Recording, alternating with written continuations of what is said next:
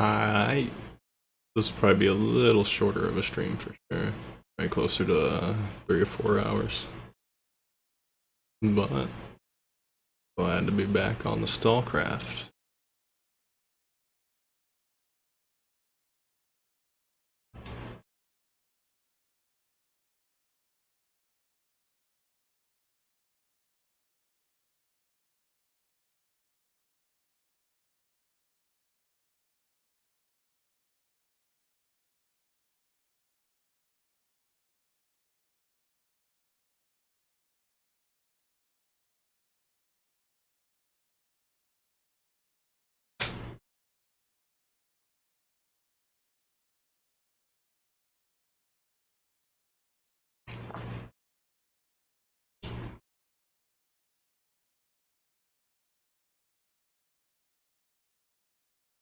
Should have lowered my stream quality, but oh well.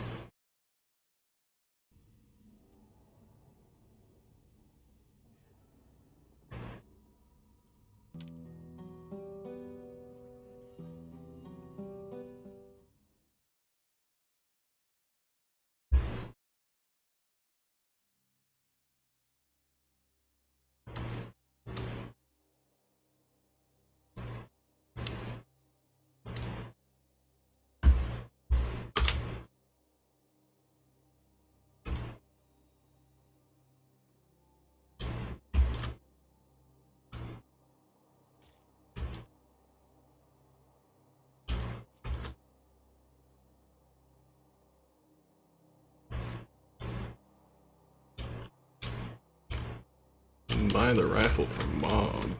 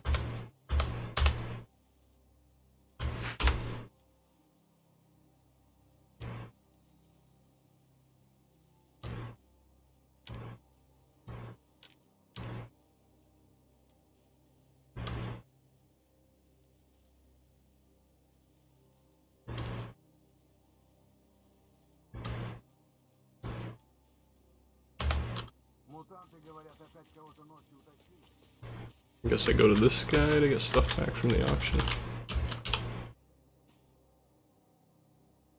Twitch drops.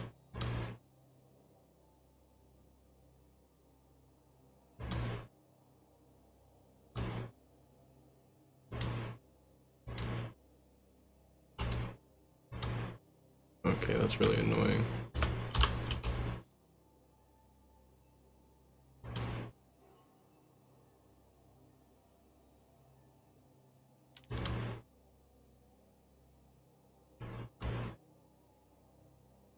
Claim all. There we go.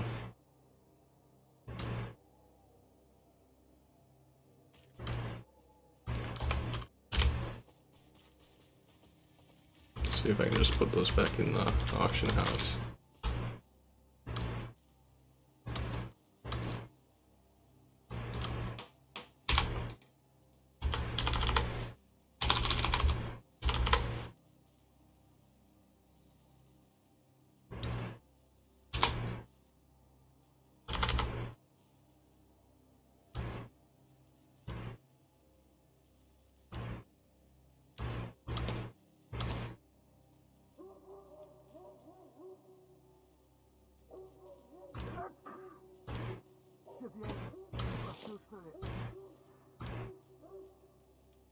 There it goes.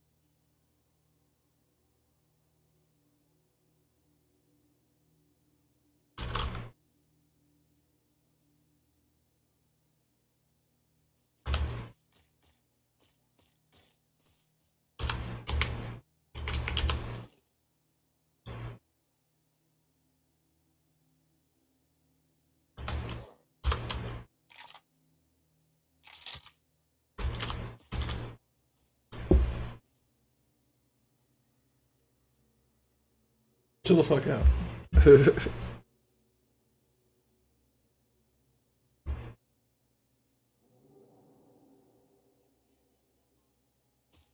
I guess we'll see what this is. Zarya Beast Witch.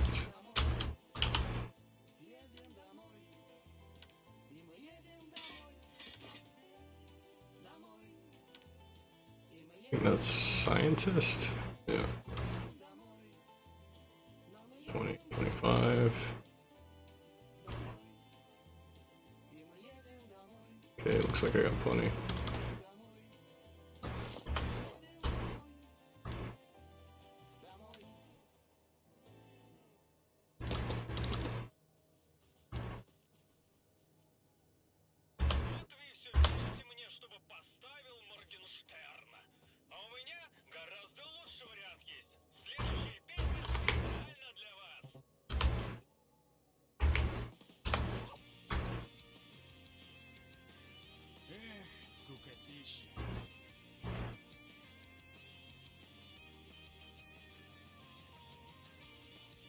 Oh, I think I'm supposed to go up to the dump and get something.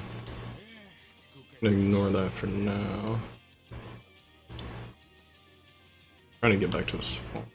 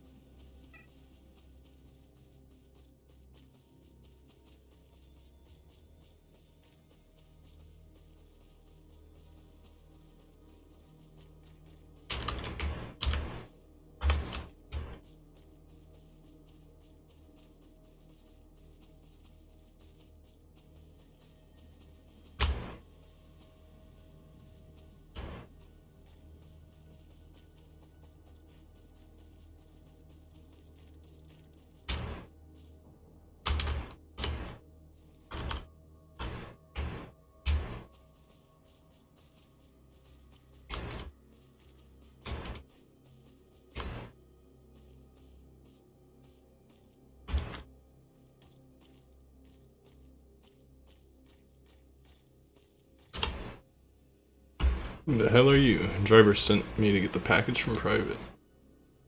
Ran into a bit of snag with that. Basically, I was carrying the crate from the cordon and decided to take a shortcut through the boar pasture. Almost crossed it, stopped for a while, took a look around. No one was there. Was just thinking of something, didn't notice the boars right away. When I finally saw them, it was too late. Don't interrupt me. Basically, I barely set off, and I suddenly remembered about the crate. Wanted to recapture it from the mutants, but then I got scared, to be honest. Alright, I'll look for your crate. Where's that? All the way back here. I'll do that later. Keep going this way.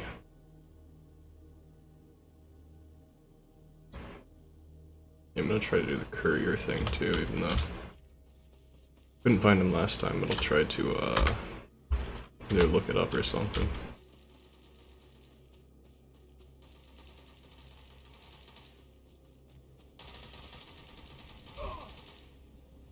Ow. Oh no.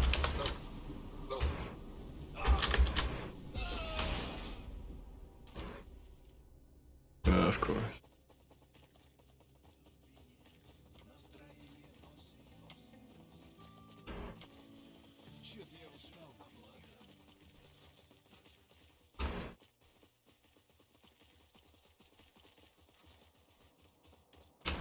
I should probably move that.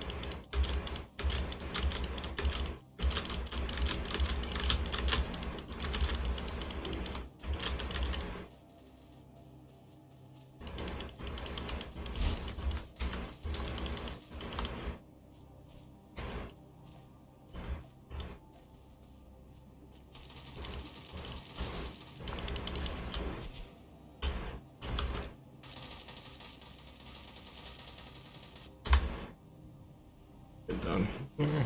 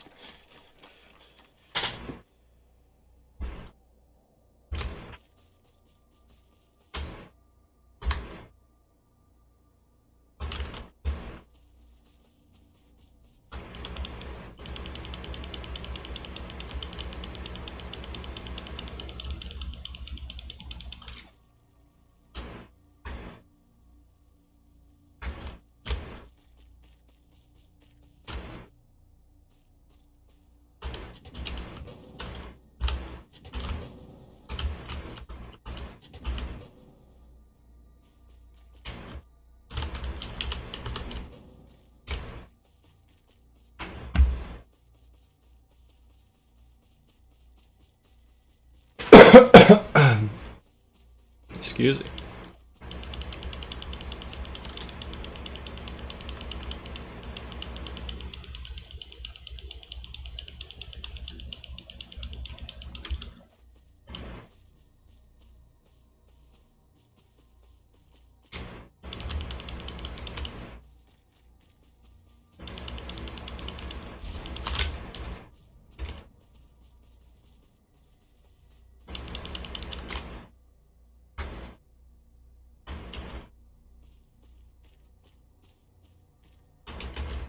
Hopefully this is a safe zone.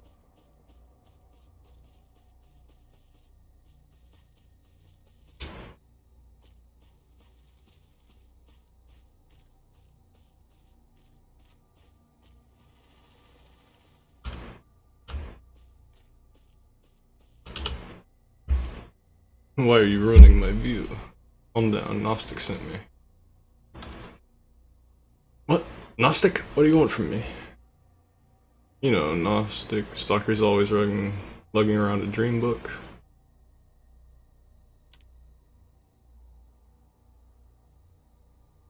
It's not ringing any bells. I see a lot of Stalkers every day and they lug around all kinds of stuff. Artifacts, sacks of boar guts, and other trash.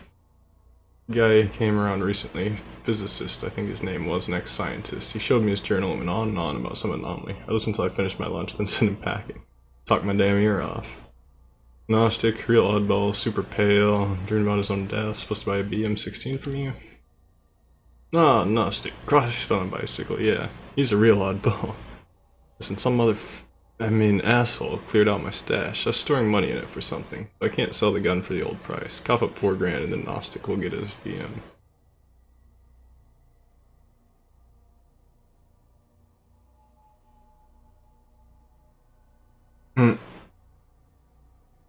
You and Gnostic agreed to 2 grand. Why are you upping the price?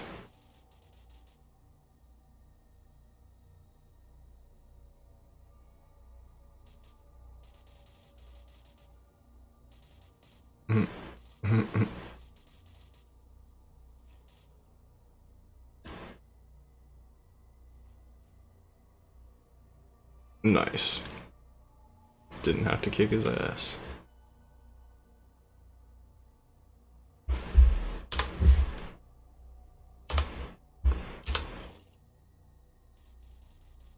Alright, cool. That'll be...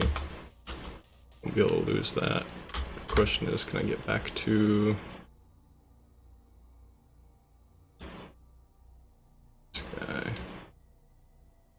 This forest actually seems like a good way to go. Not zoom out anymore. Alright, well, we'll try this.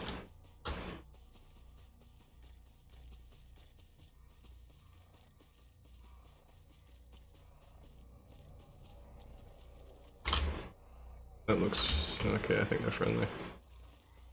I was like, nope.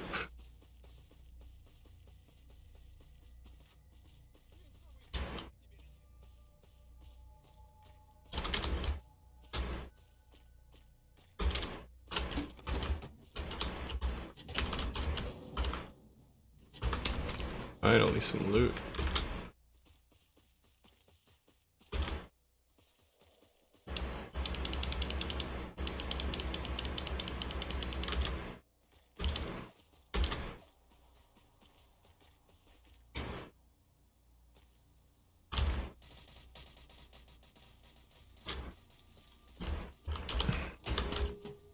Oh, finally, some shotgun bullets. Ew. Ew.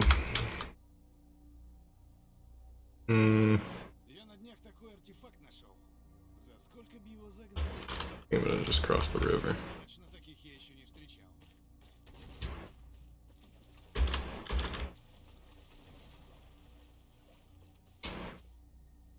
Oh, no rads in the river. Nah, never mind. Didn't need to run through it. The one clean river.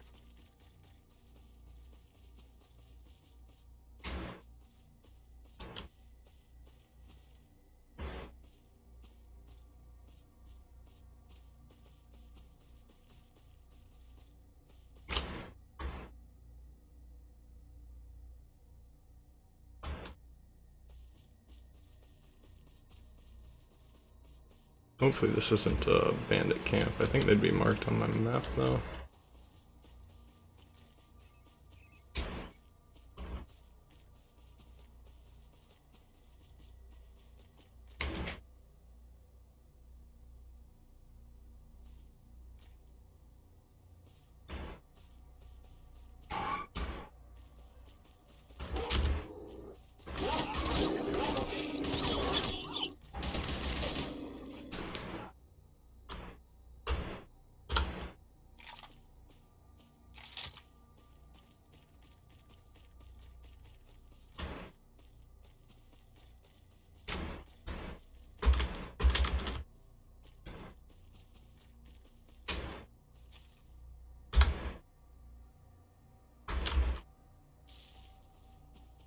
Getting pretty close, so I can probably just run the rest of the way.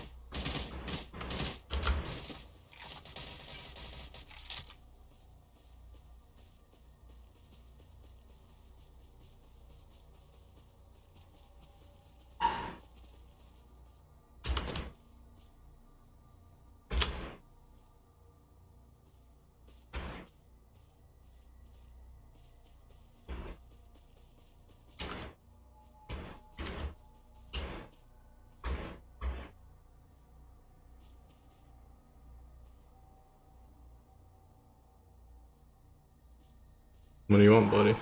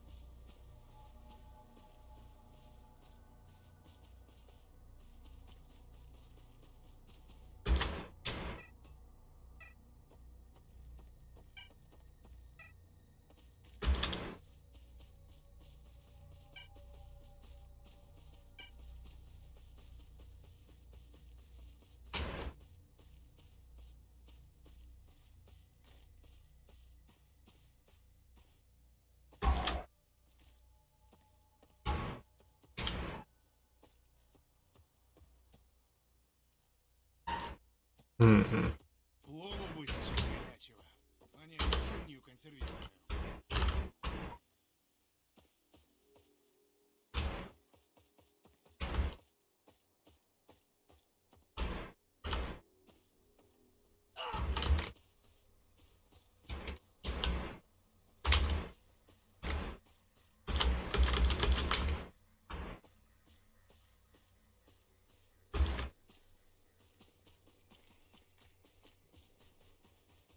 Keep forgetting what the... There's like a mission board or something somewhere.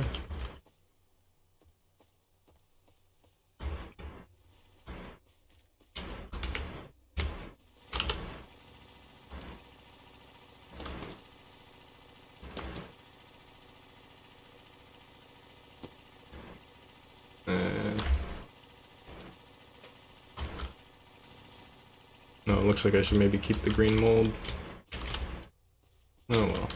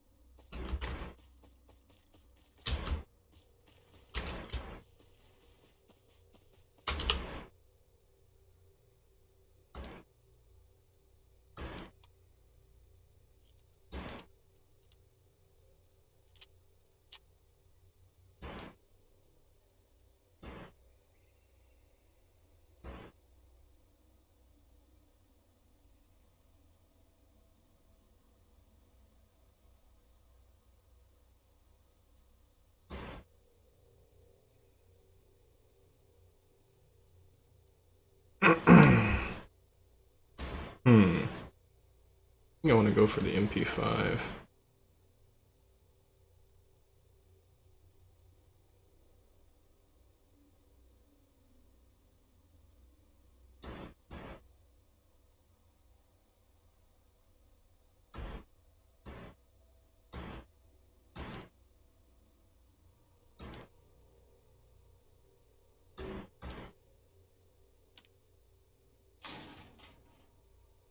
Okay, yeah, I need green mold and shit to upgrade stuff here.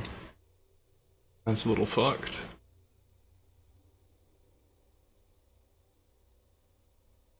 Then I can go back to the garages and get the MP5.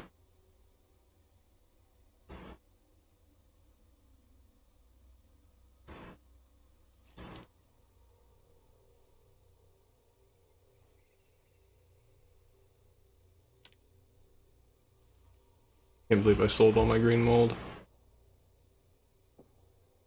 That's gonna be a pain in my ass. Although 32 damage. 39.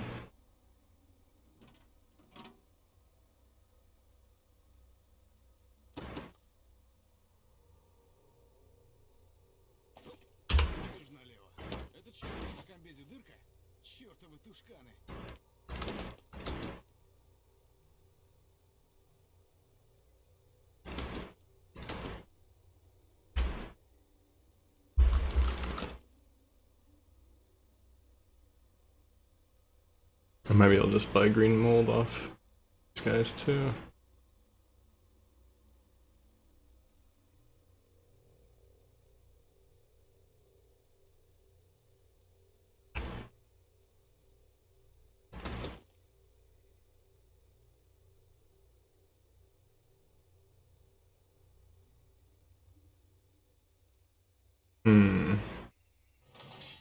Yeah. I think the one I got's a little better.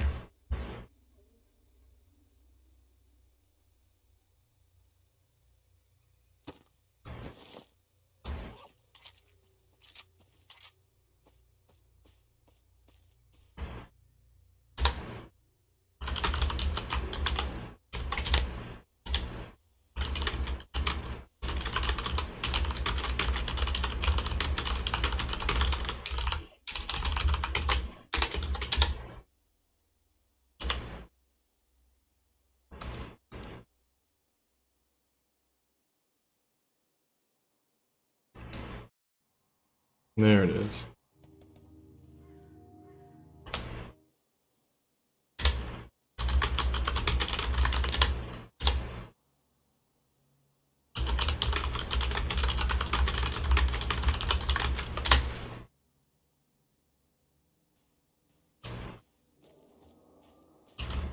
Maybe I'll see if I can buy the mold.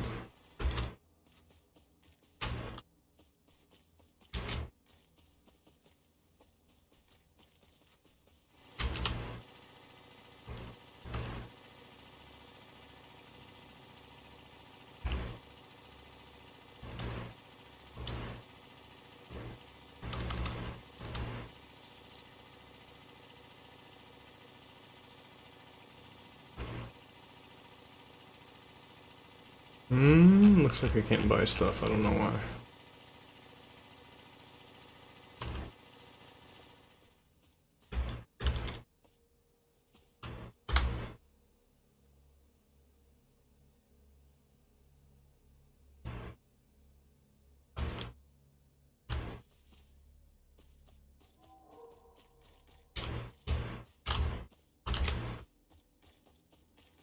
Let's check out if there's any other guns I want to upgrade on my way while I'm out here.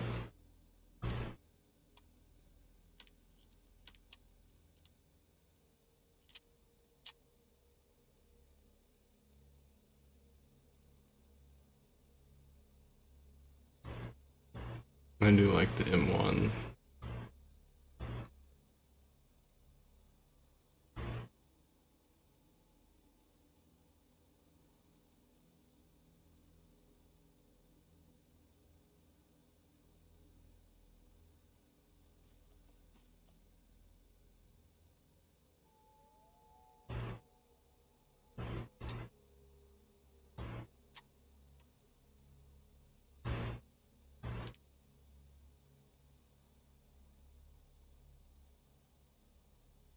Alright, so I can get that while I'm here. I gotta upgrade it at the other place. Not bad. I guess none of these just cost money. Except that.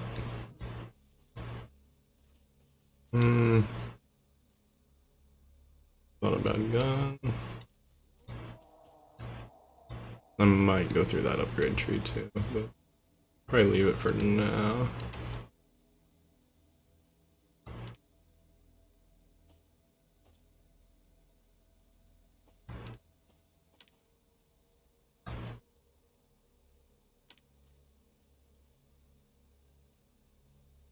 Could probably get that.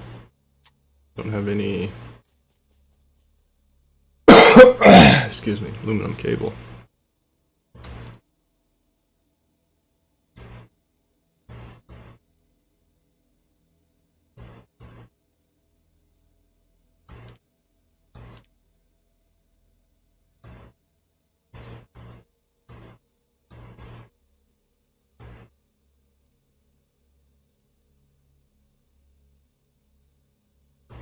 I think this is the tree I want to take.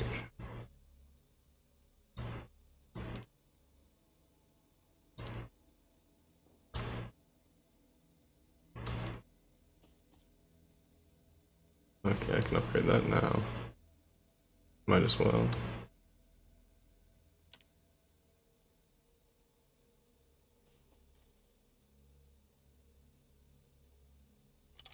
Oh, I gotta be at the garages, that's why.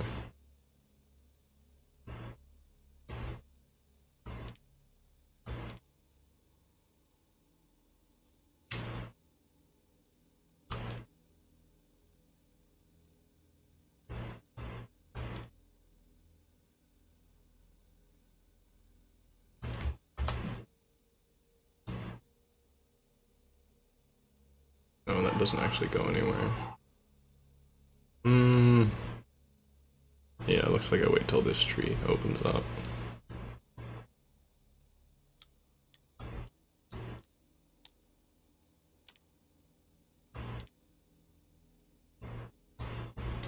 No trees for the pistols, so I can ignore that.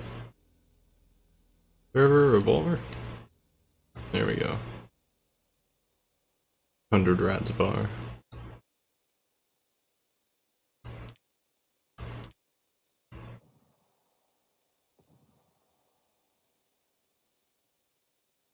Okay, so I can get better knives soon.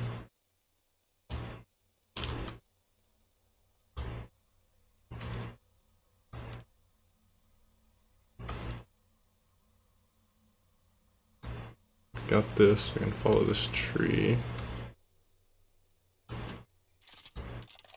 Got that, can follow this tree. All garage stuff. I might have to do that for the gas mask.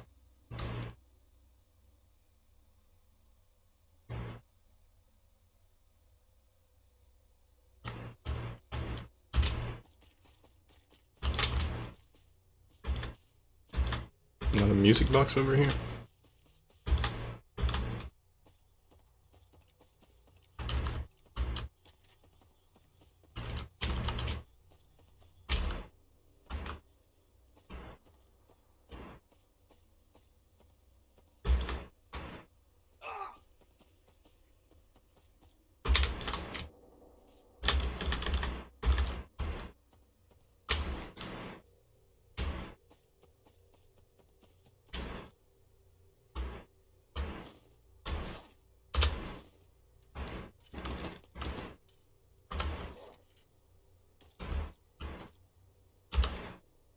So there is, but it just doesn't play music.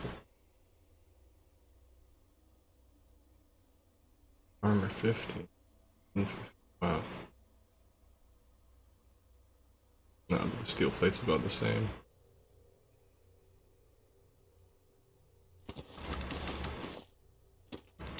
Oh, I have a shit ton of money, just 3,000. That'll probably come in handy later, so start buying a few of those.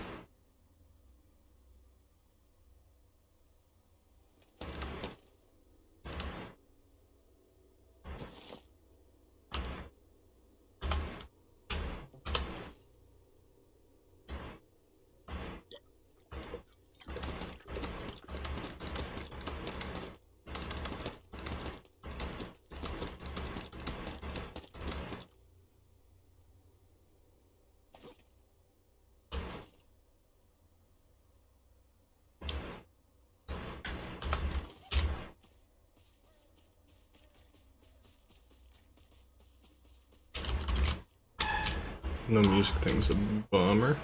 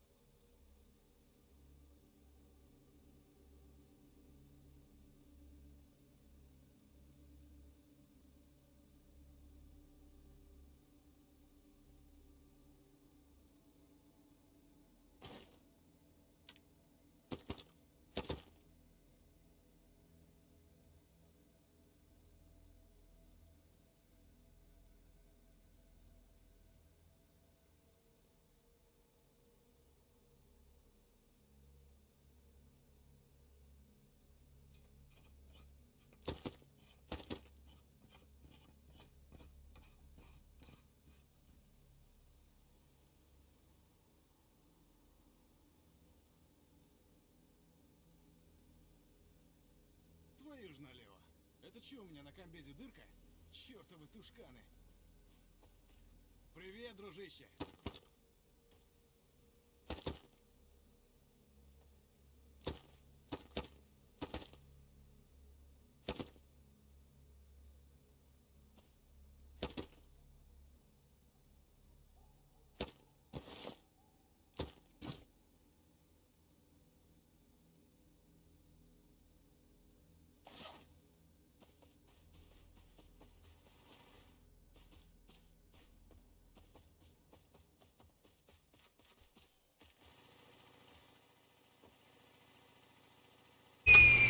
Forgot to turn my mic on. I might actually take a break here in a second anyways. Do a longer intermission thing.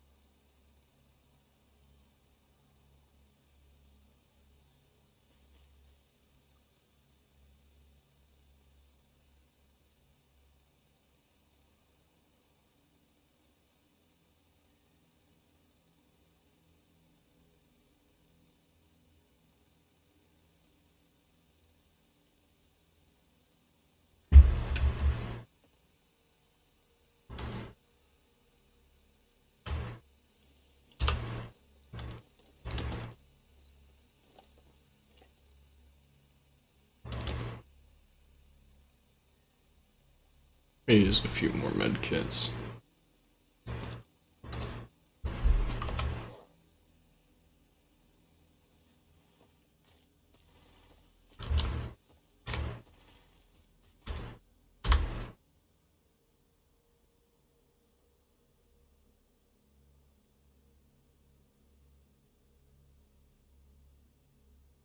Need to hit a bandit camp or something.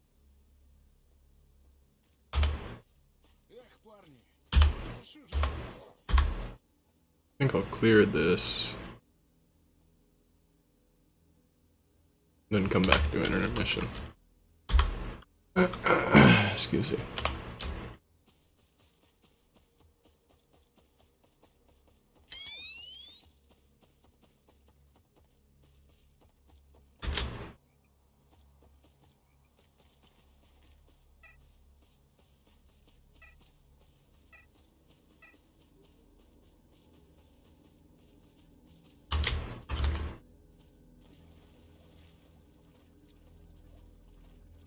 I guess I have radiation protection with this new suit. That's handy. Just run through the damn water. Definitely be handy for some PvP stuff.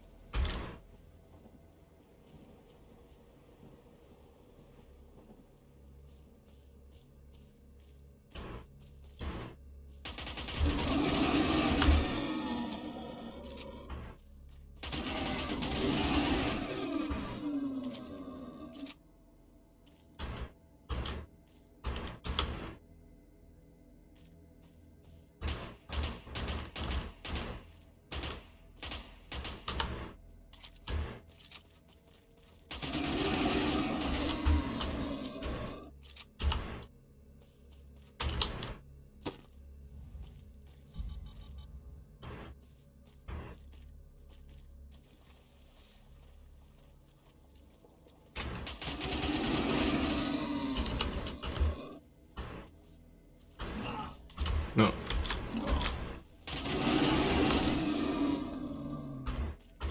They really need to nerf the dogs.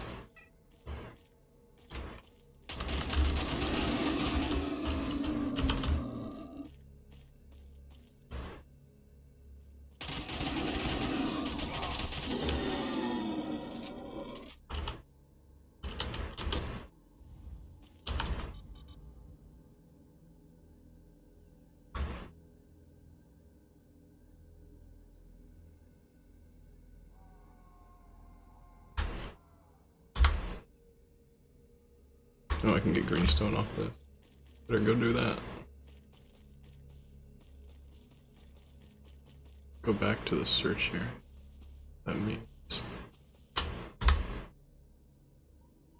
Uh-oh. Not trying to do that right now.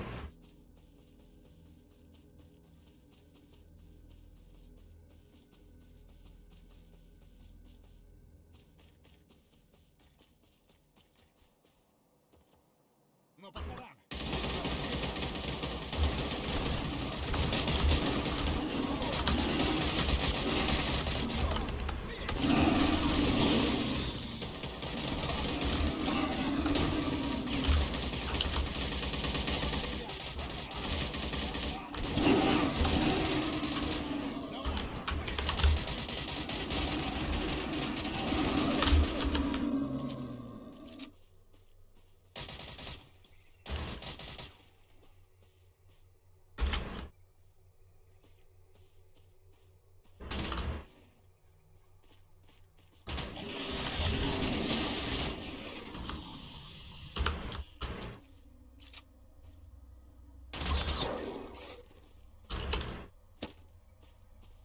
What, did everyone die?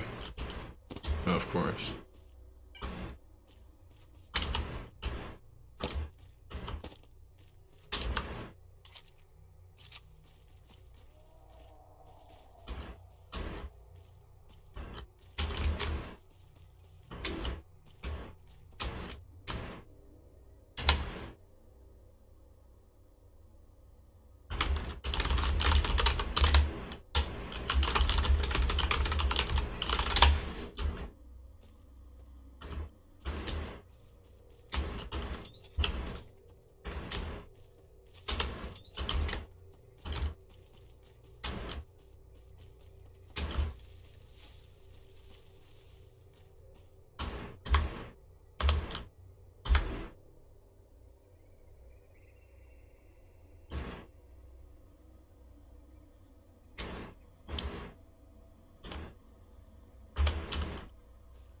I'm gonna try to go for the bandit camp. I didn't get too much stuff off this.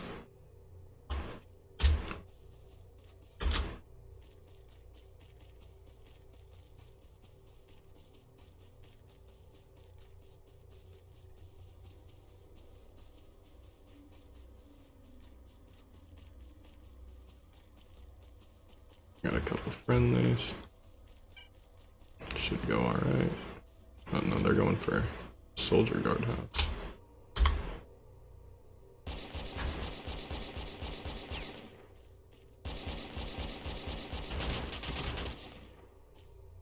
There we go.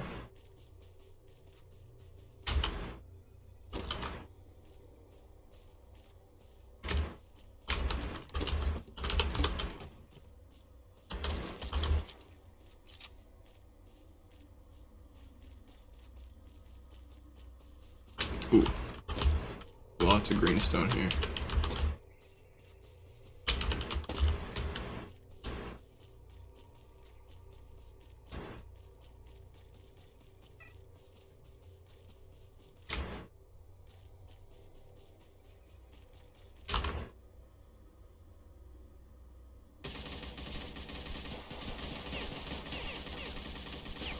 Okay. Never mind.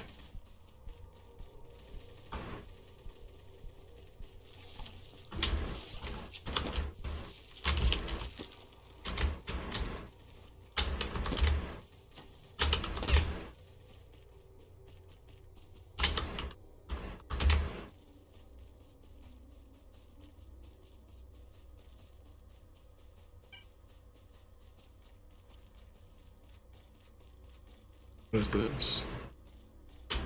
Courier.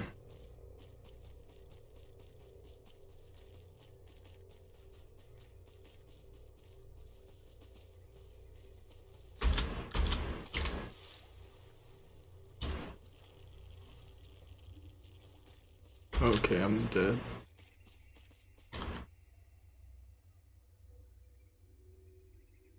Maybe not.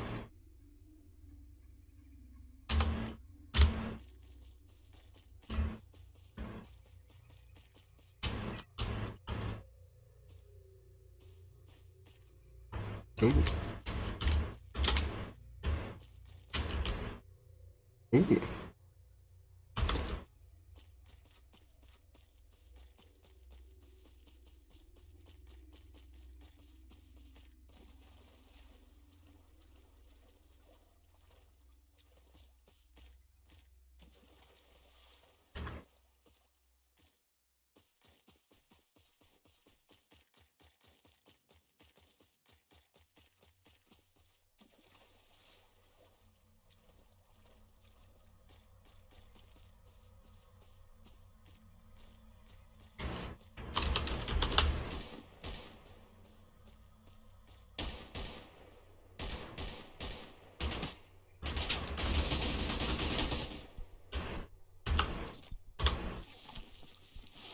Jesus Christ.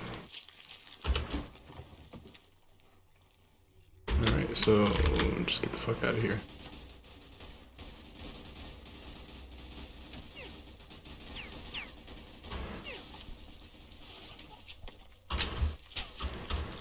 Can you fucking crouch?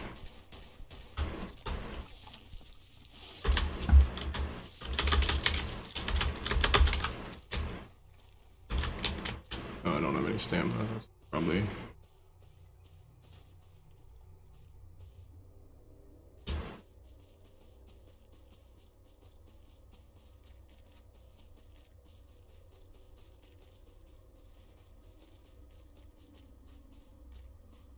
Не дрейфьте, все в бой!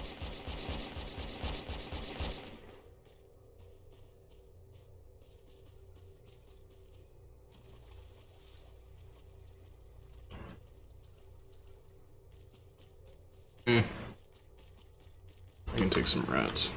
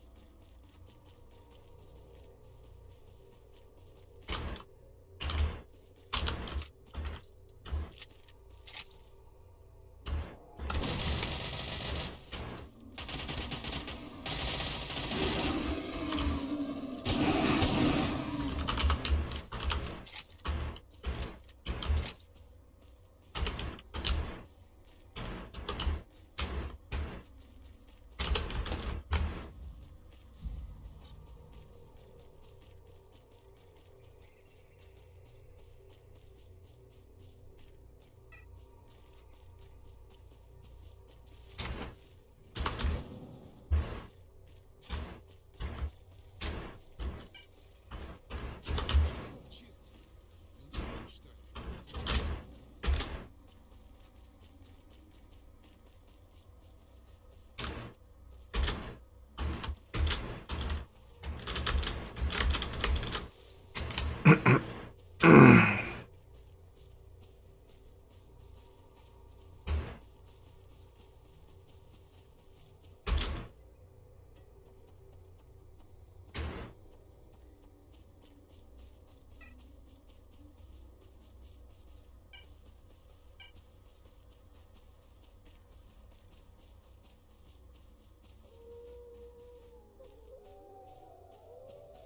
Probably take my scoped rifle out when I go back to try and get more stone. Let's see. I think I can upgrade my gun now though.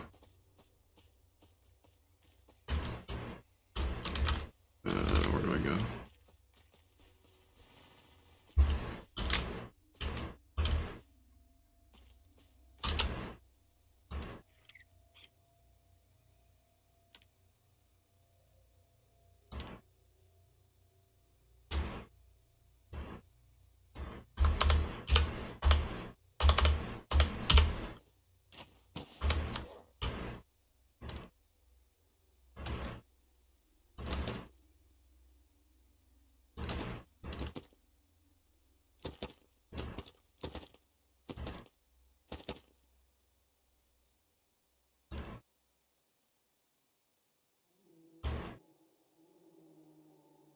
Okay, so can't upgrade again until I go to the garages. So that's that taken care of.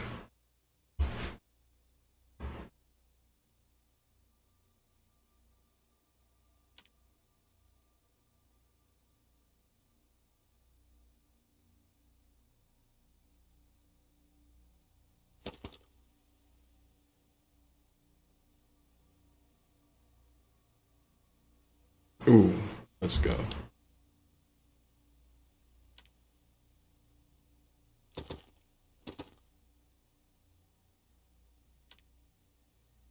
Oh, there we go.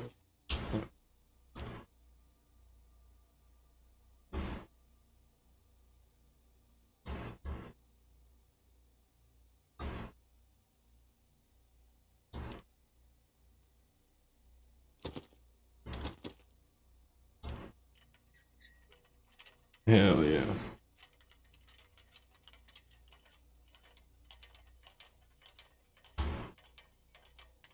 So I think that's the main thing I wanted to get from here. Garage stuff.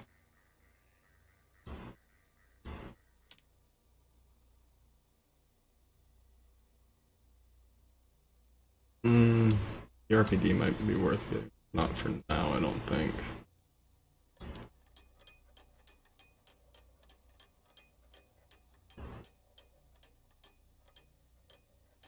All garages.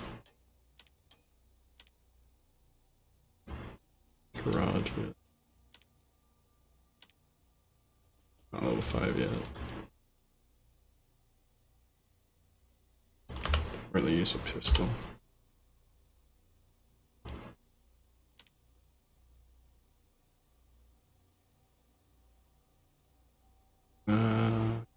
What kind of sights can I get?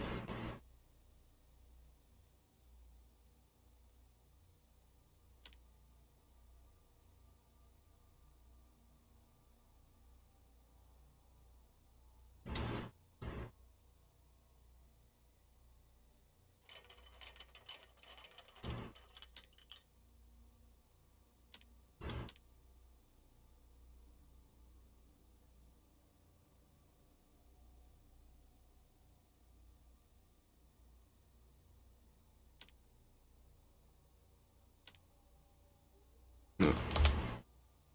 Let's see. Only for rifles. Only for a damn. Though that might be handy to have later. Need for it 6. Let's go ahead and get that. Can't get the SVD until I back to the garages.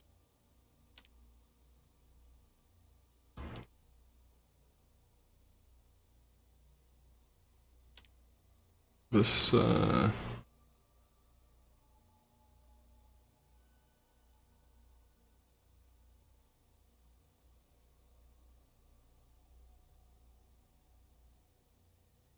don't think any of these will work on submachine guns.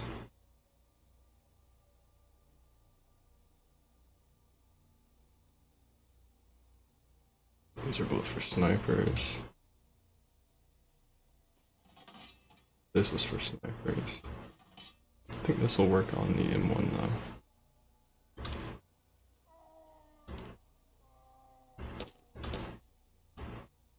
I have to go to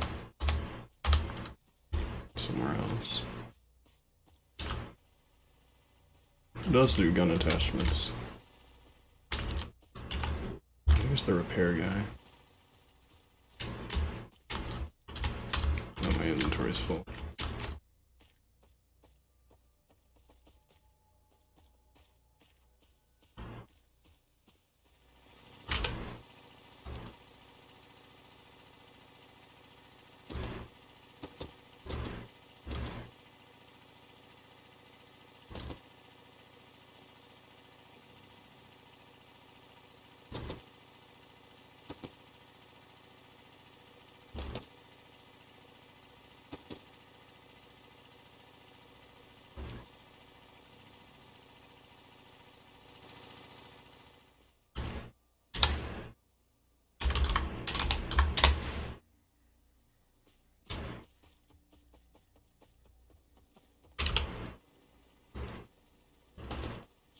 в сапоги. Опять жучара какой-то.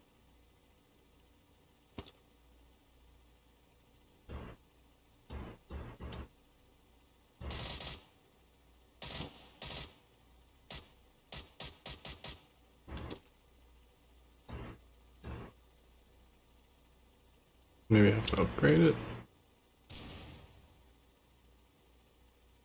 I'm not sure. So I guess just... Oh wait.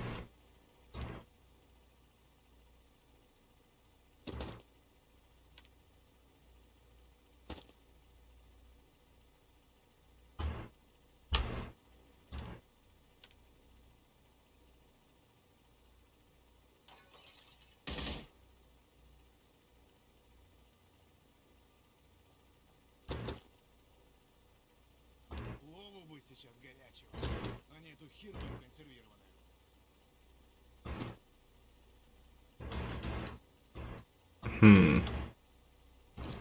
Yeah, I don't know how to put scopes on yet. Maybe. Might just be the wrong gun though. Марить, что ли? Или папа?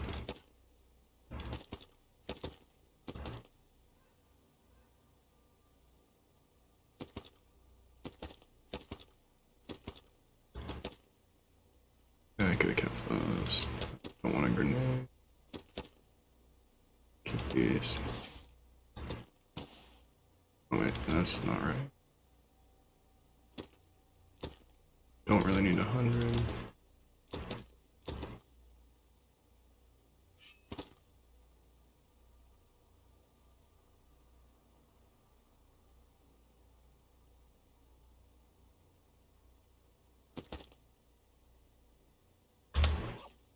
Then, do we have a courier?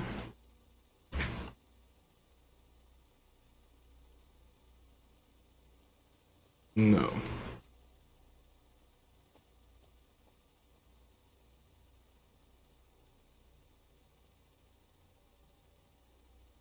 I'll stick the bag in my personal storage. It's not really worth selling to the fence. Я так жрать хочу, что у меня желудок позвоночник. It's only 8 green mold.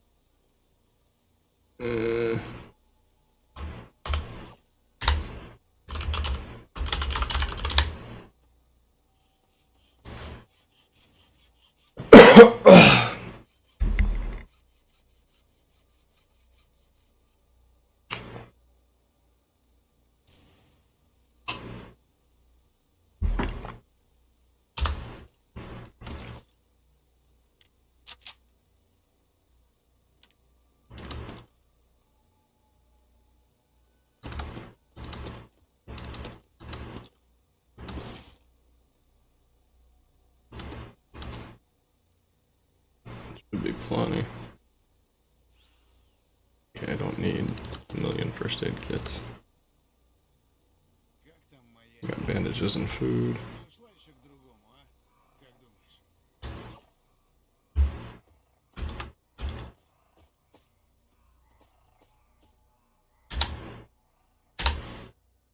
Don't know where the dude is to get his backpack back, so...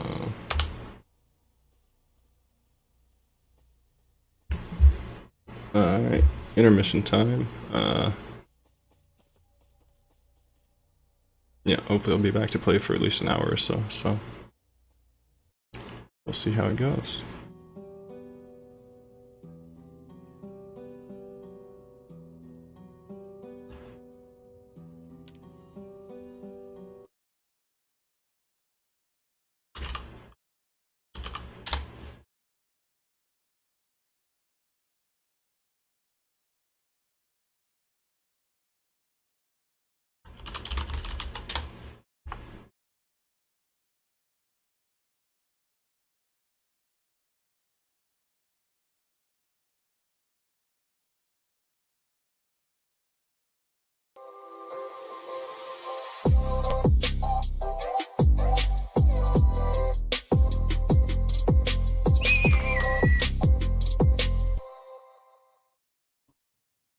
Welcome to the first February solo show, and it's also the first February hoodie morning on the farm. We woke up to 1.2 degrees. This is supposed to be the hottest month of the year, so there we go.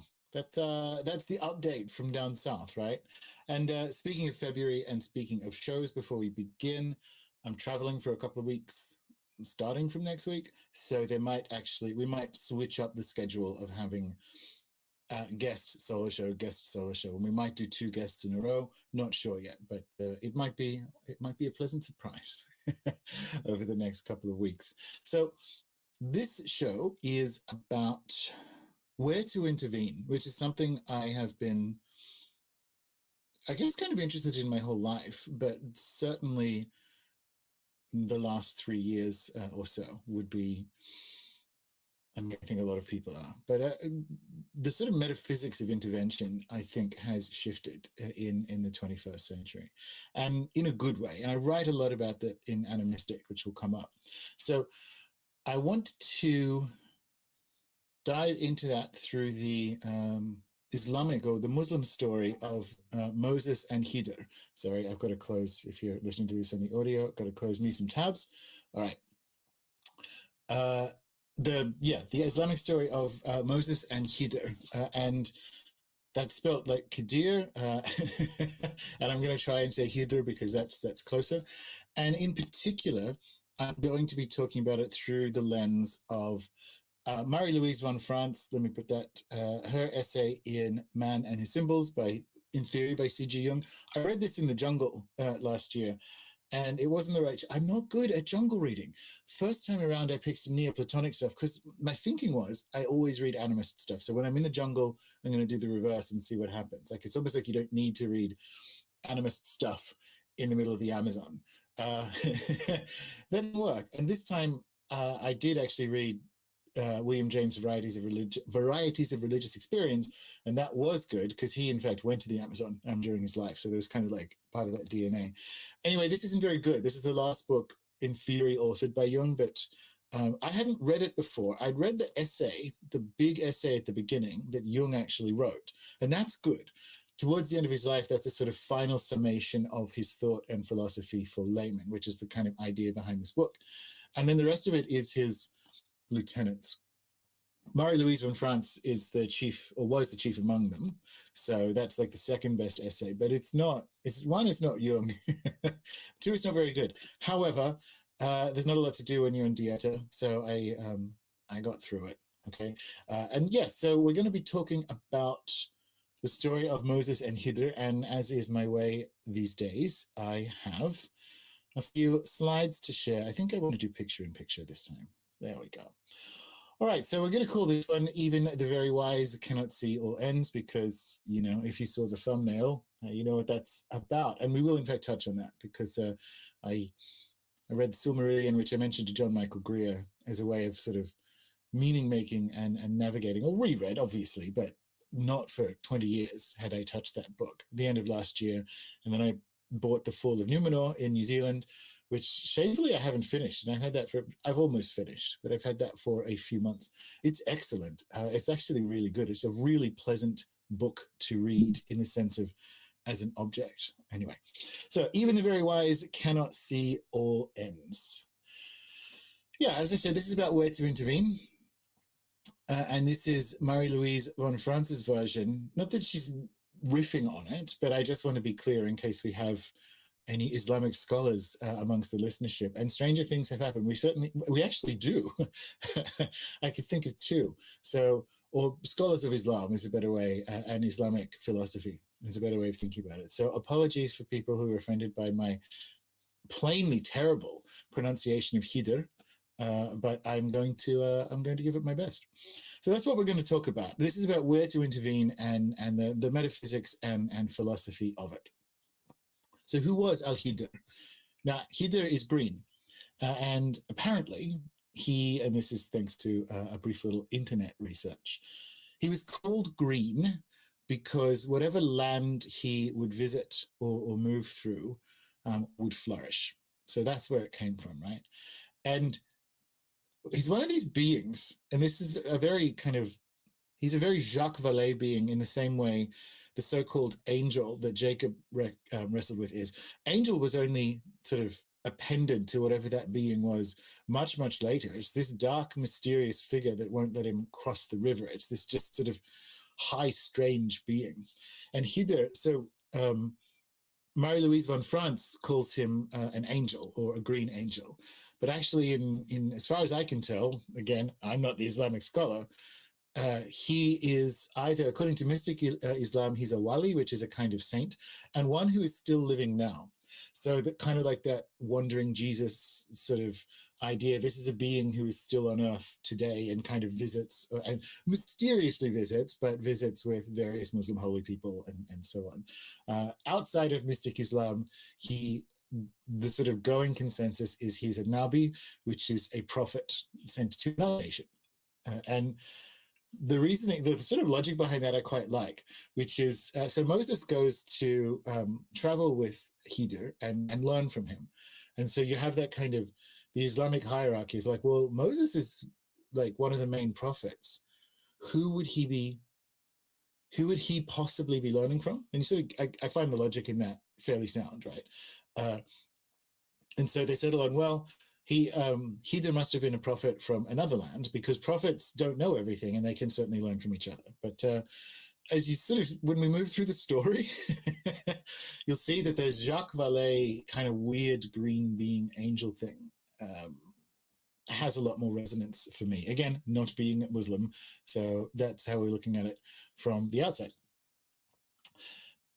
Because it's in a Jungian book, so we're going to look at two ways this works, right? And it's sort of what to do with dark moments. This is another way. The show also could have been called that. How do we process horror? What to do with dark moments, right? And so von Franz, writing about encountering, she writes about encountering dark or potent figures in dreams. That's the context in which she brings up the story of Moses and Khidir, but we'll sort of get to her conclusion about that later on. And again, like this, I think this sort of stuff applies. She's talking about dreams here, and I'm about to read it off, but it applies to encountering horror in the inner or the outer, right? And so she writes, when Jung called one aspect of the unconscious personality the shadow, he was referring to a relatively well-defined factor. But sometimes everything that is unknown to the ego is mixed up with the shadow, including even the most valuable and highest forces. If the shadow figure contains valuable vital forces, they ought to be assimilated into actual experience and not repressed. It is up to the ego to give up its pride and priggishness and to live out something that seems to be dark, but actually may not be. So there's a move towards humility in front of horror, even here, that happens on the inner with the right kind of shadow beings, you know, and that will depend on what the dream is. Some of them might just be stuff that needs to be seen, but it's just kind of saying there, sometimes everything that is unknown to the ego is mixed up with the shadow. So if we wish to grow and explore new things, that requires some kind of engagement and coming to terms in the Jungian sense with horror. All right, so the story, Moses seeks out this being, Khidir, to be taught by him.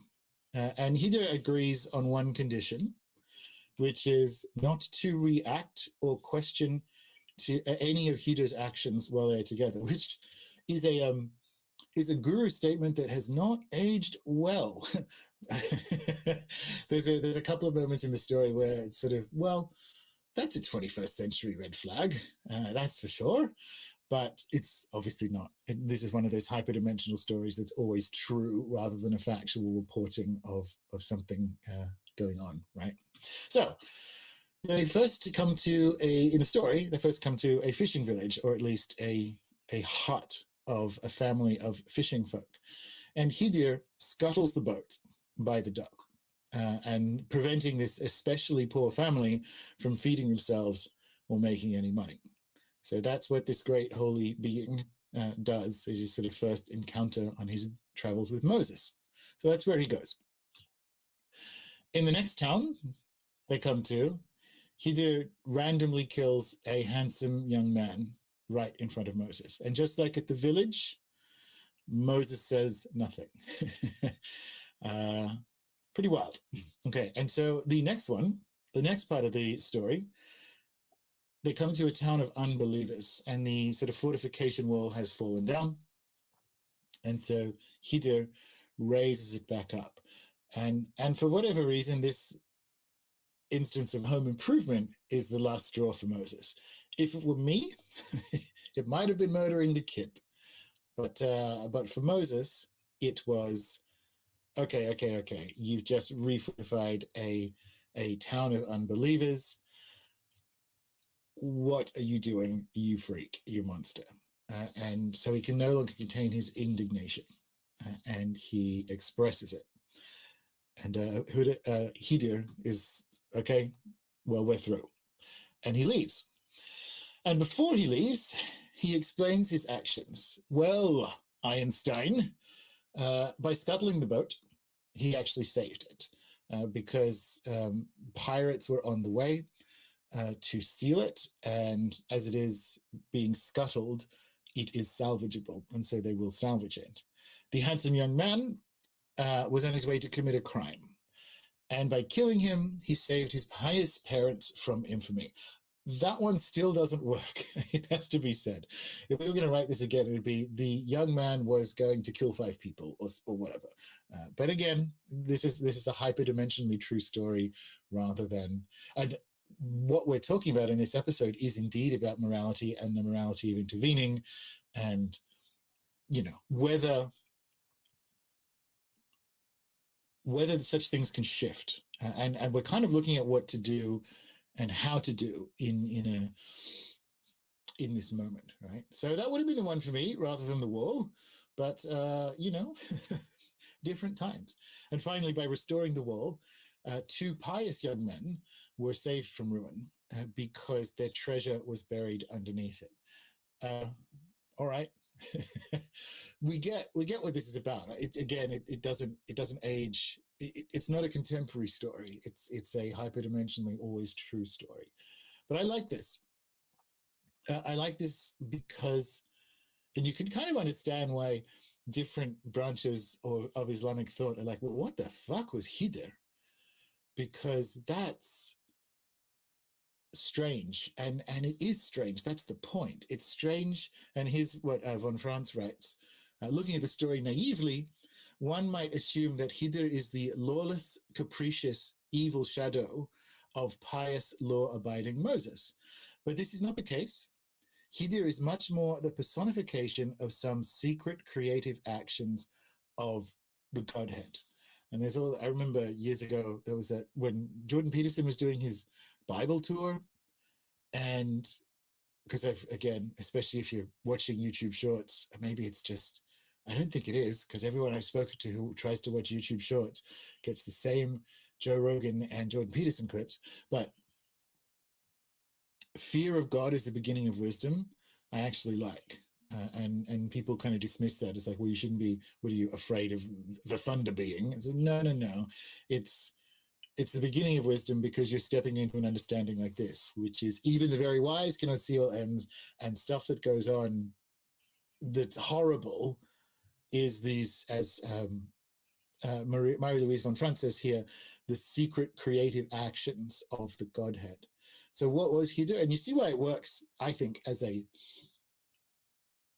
you can do a Valean analysis on it. First of all, he's a green being that is maybe not all-knowing, but pretty well-knowing, doing all these strange and mysterious tasks. There's a Fortean read to it, which makes it secret creative actions of the Godhead. And you can kind of vice versa that as well and say, well, are Fortean beings, not all of them, but are there types of Fortean or high strange beings that do the same thing? Are they on some sort of, not necessarily mission from God, but are they intervening because they experience time in the future different to us? So I really like this story. I really like that it works, obviously, on an internal basis, on an inner basis is a better way of saying that, like in a Jungian sense. But I also like it, I also like sitting with it as, well, what the hell was that? In the same way, Jacob wrestling with the angel. What the hell was that? What's going on there? I think that's really, yeah, powerful stuff. Anyway, moving on to sort of widening that out. So it's about simplified well, it's not. Yeah, it is simplified. It is, and there's certainly more nuance to it. But I'm going to describe it this way, which is it's sort of about seeing the good in the bad, but not. Oh well, I guess that tragedy was for the best. That's what I mean by lacking nuance. I certainly don't mean that. There is, and inevitably, speaking of the things that I've read recently, which is where the Tolkien stuff has come up the last couple of solo shows, this time around reading the Silmarillion, I am really sitting with a moment in the Ainulindale, which is the first book of the Silmarillion, where Ilúvatar, who's the creator god in this system, says to Morgoth, so during the creation where the Valar and Ilúvatar are basically musicking the cosmos, I guess, because the physical world hadn't been there, musicking creation into being. And Morgoth, who's like the Satan in it, introduces his discordant note, and they get on this, and so Ilúvatar plays stronger, and so Morgoth plays stronger, and so on. And then there comes this point where Ilúvatar says to Morgoth, "Now Melkor," which was his name at the time. Again, yeah, most people listening to this or watching this are aware of these figures, but yeah, anyway. At the time, Morgoth was called Melkor. "And thou, Melkor, shalt see that no theme may be played that hath not its uttermost in me, nor can any alter the music in my despite. For he that attempteth this shall prove but mine instrument in the devising of things more wonderful, which he himself hath not imagined." So this is a quote-unquote solve for why there is evil in a fundamentally benign universe, which is Melkor, jealous of the creative power. This is where we're talking about how Tolkien's kind of Gnostish. Jealous of the creative power, seeks to do the same thing, and even seeks to better it. But even doing that and introducing evil to the world, as Ilúvatar says there, like you couldn't change this if I didn't want to, and you couldn't grok why this has been allowed to happen. And you might think that this is your doing. You might think that you are, wreaking evil upon the cosmos and operating solely from your will. But your actions will lead to things yet more wonderful, which you cannot possibly imagine. And that's essentially the why of what's going on here. I really like that. It's sort of, it's a nice chaser to the Moses and Elhidr shot. Because if you come back to it, so when Elhidr leaves, because what we do with Marie-Louise von Franz, what she's talking about there is obviously a Jungian interpretation, and we're going with, like, I guess, a magical or philosophical interpretation. In an Islamic context, it's the sort of prosaic lesson, I guess, is do what the boss says. It's like submit to authority, religious authority. I don't, not in a crass way, but again, that's not a thing that I think has necessarily aged that well. But it's the lesson here is like, and see, you should always do exactly what your guru says because he knows better than you, and look what happens if you don't. There will always be reasons for a holy man's actions, and so you should. So there's that sort of, as with any holy text, there's the, let's call it the outer interpretation, which is that. But I think if you sat with it for long enough, it'll be like, no, this is more about God, God's actions in a world. Like, why is there evil in the world? That's kind of more about. So there's that secondary level, which is there, I think, when you sit with what Tolkien writes in the Silmarillion about Melkor and Ilúvatar. And especially one of the ways I've been sitting with this, one of the ways to understand why he thought the Lord of the Rings was so small and the Silmarillion was so big, is that the Lord of the Rings is a play out of, in the physical world, of a lot of the stuff that happened in the Silmarillion, which you could effectively say in like the metaphysical or mythical world, which we'll get to on the next slide. Yes, but not quite to it. So it's sort of a question, when you look at Okay, so if the existence of calamity and evil in the world is part of a process that you cannot begin to comprehend, what is your position with regards to it? How do you position yourselves against evil? Because it's that weird thing. Are you stopping something that will lead to more good? And thus are you reducing the total amount of good in the universe? Or in the same way, Melkor's evil actions you can't outthink the creator in that sense of like, okay, well, this evil might lead to good, but will it lead to good if I don't intervene? Or is my intervening part of how it leads to good because it generates more evil? And so you're sort of stuck. And this is the whole point. You need a way to position yourselves in and around and with calamity, I guess, rather than evil, without omniscience.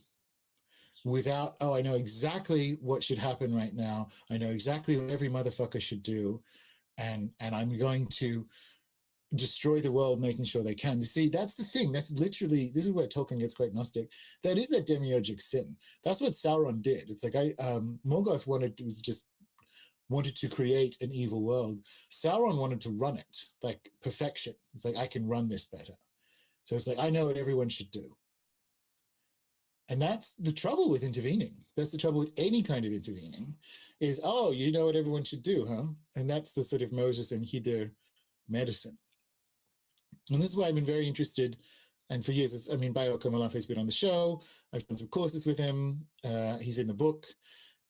And he has this idea of post-activism, which is obviously very inspired by the kind of Nigerian thought that he spent a lot of time with, is what if the way we respond to the crisis is part of the crisis? And that's exactly it. It's that I know what everyone should do intervention stuff. And that's, okay, cool. You can look back at the Moses and El-Hidr story and be, so what if this looks like a crisis? Scuttling the boat, it is, but it's not. This is why I like how Bayo Kamalafe says that. A scuttled boat for a very poor family is a crisis. But what if how we respond to it is part of it? It's, well, how do we do intervening? How do we do on a quote unquote environmental sense, on an anti-war sense? Well, actually anti-war is different to, and this will come up again, but yeah, a lot of people a year ago, once again, got hoodwinked. You see fewer Ukrainian flags in people's Twitter handles. They'll fall for the next thing because they fell for the last two. But that's a really good example a year later of like, okay, well, 100,000 or more people are unnecessarily dead, millions are displaced.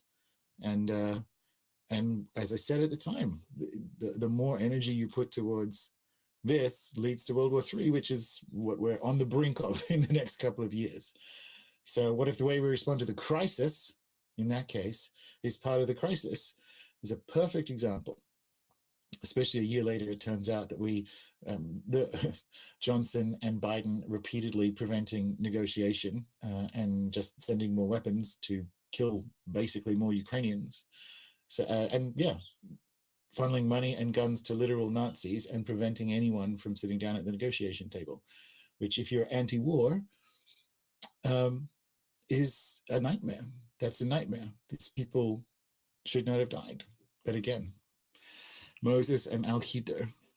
So what if the way we respond to the crisis is part of the crisis? And one of the ways why this is in animistic, amongst other things being good advice, is this is a way of decentering the human. And again, this is what I was saying before, how we come back to Gandalf and the Lord of the Rings, and the Lord of the Rings being a play out of Silmarillion medicine. So Gandalf echoes Iluvatar to Frodo that there are forces beyond the will of evil in this world. And it's that, and he says even the very wise cannot see all ends. That's saying that, descend to the hobbit, descend to the human.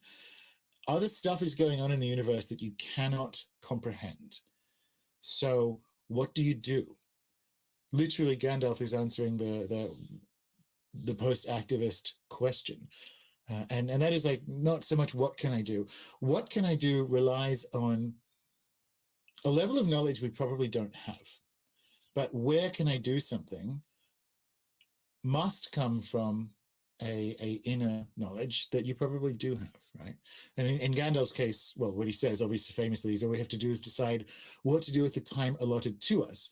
That's a wizardier way of not what can I do, but where can I do something. And the crucial thing is this isn't about non-intervention. I mean, Tolkien fought in the war, and he would say that a lot. Like, this isn't necessarily, he doesn't like war, but it's not an anti-war book. And there is also a difference between intervention and war. But for instance, destroying the ring is an intervention. But Tolkien makes it clear that this, when you say all we have to do is decide what to do with the time allotted to us, is not about not standing up to or fighting against evil. It's to do so with the awareness that the universe is bigger and filled with beings that aren't, well, the majority of which aren't human, and that other stuff is going on. And so that's the kind of key to not what can I do, but where can I do something, right? And this is, I think, the kind of magical medicine. And so that leaves us with where to intervene. All well and good.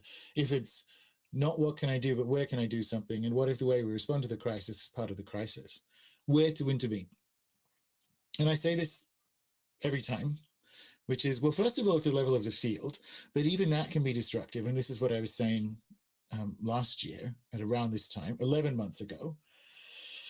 Do not ever. That's a moral universal, as far as I can tell. Do not contribute to the field of war, at least for people like us. I don't know.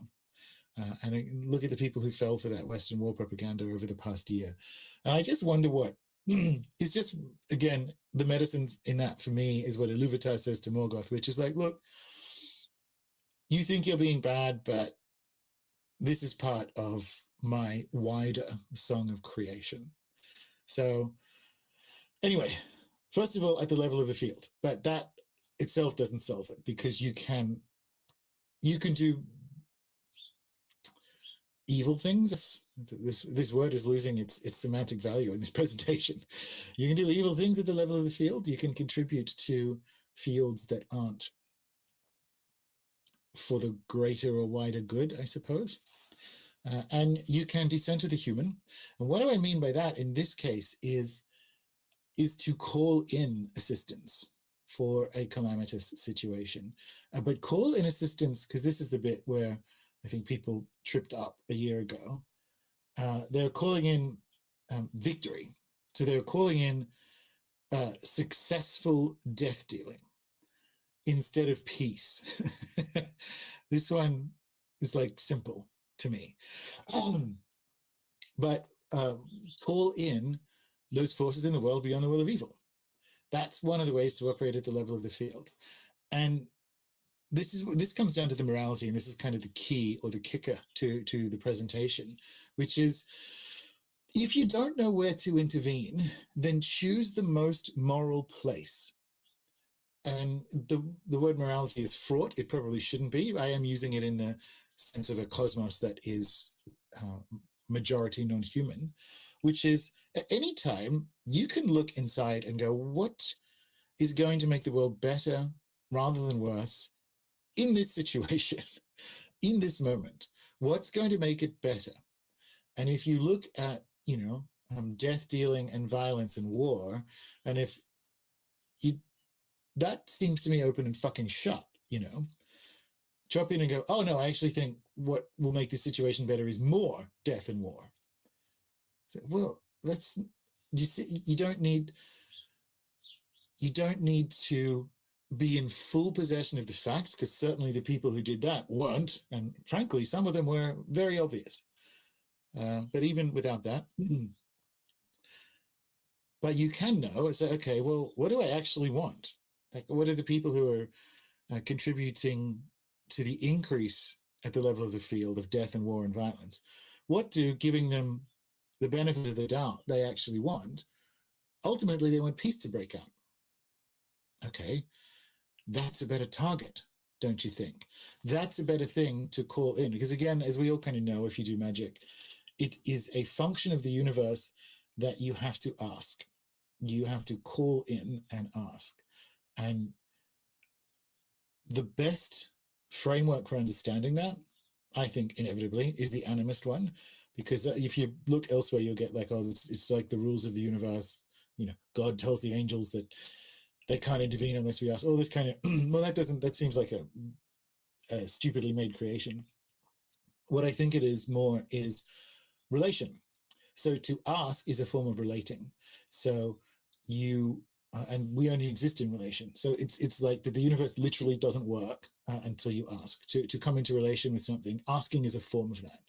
So that's one of the things you can do. What you can always do and should be doing. But also, it works on the micro when you understand that you're operating.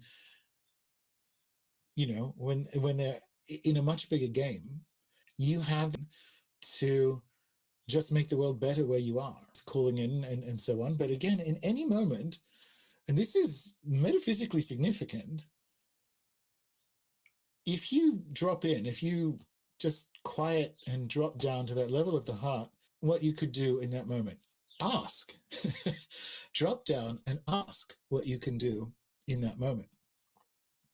And that question being like, what is going to make the world better rather than worse in this situation? If you're in an argument, if something has got, flights have been cancelled, and say, well, I have the opportunity to yell at this woman whose fault it definitely isn't, or not. And I don't mean just not, but like, okay, what can I do to make the universe better at this point? And that's the where can I do something, not what can I do, because you can't uncancel your flight. But you can sort of make this woman feel better about, I'm sorry, you're going to have about 100 angry people yelling at you in a moment. I'm really sorry that's about to happen, you know? So this is the thinking that got me onto the Moses and Al-Hidr story. And it was probably the part of this book that really stuck with me in the jungle. And again, reading that on ayahuasca is, well, not on ayahuasca, but on the between days when you still kind of have it in the system. And by then I've told the story a few times, but it's relevant. I'd been about a month into drinking ayahuasca, and there'd been a cumulative effect where I could feel the field all around me. It obviously helps to be surrounded by so much life, but I could feel the field all around me.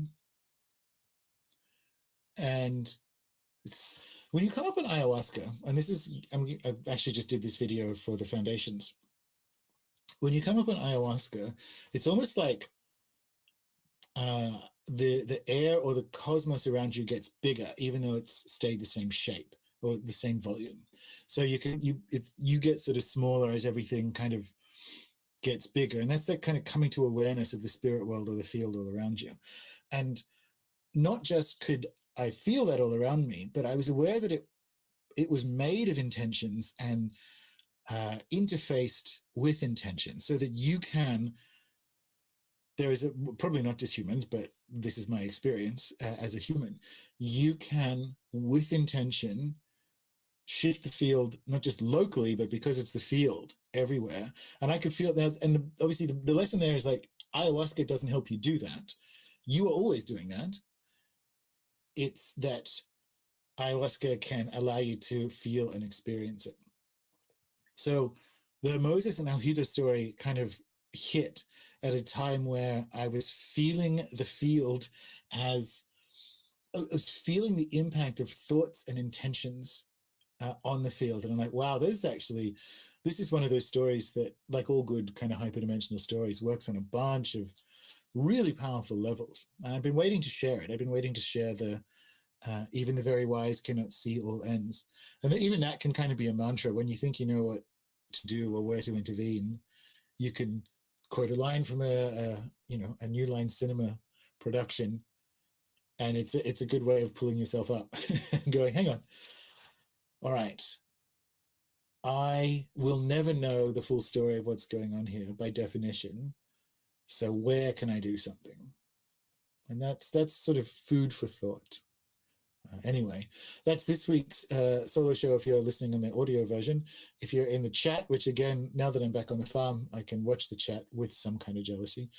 And I will stay in the chat and talk to you guys there if you want to hang about. But otherwise, thank you very much once again for tuning in live, and thank you very much for listening. Like I said, there will be, oh yeah, the foundation started this week. Maybe I should have opened with that. Please join if you haven't. It's really fun. It's exhausting, but it's fun. And yeah, I'm traveling. And if you are in the Wellington area on February the 11th, so 2 Saturdays hence, there are drinks. Please RSVP at higher side meetups, because we've booked an area. I think we've booked a big enough space because there's only going to be a handful of us. But if you are thinking of coming, please do RSVP so I know the numbers. But other than that, yes, have a good week, everyone listening. And for those of you in the chat, I'm going to talk to you now. All right. Do I even need the video going for this?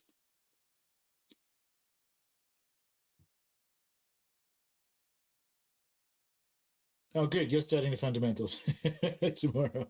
And oh, yeah. And the plan so far is to have one of the weeks uploaded every kind of like Sunday for most people, which will be my Monday. So in each of the directions and the fundamentals, you get like 3 weeks worth, and that'll be every Sunday. So it'll be this one. All right, cool. What is the foundations? It is the premium member course that's running for the next, I guess, about 4 months. But it's foundational magical theory and practice. Yeah, and I'm loving it.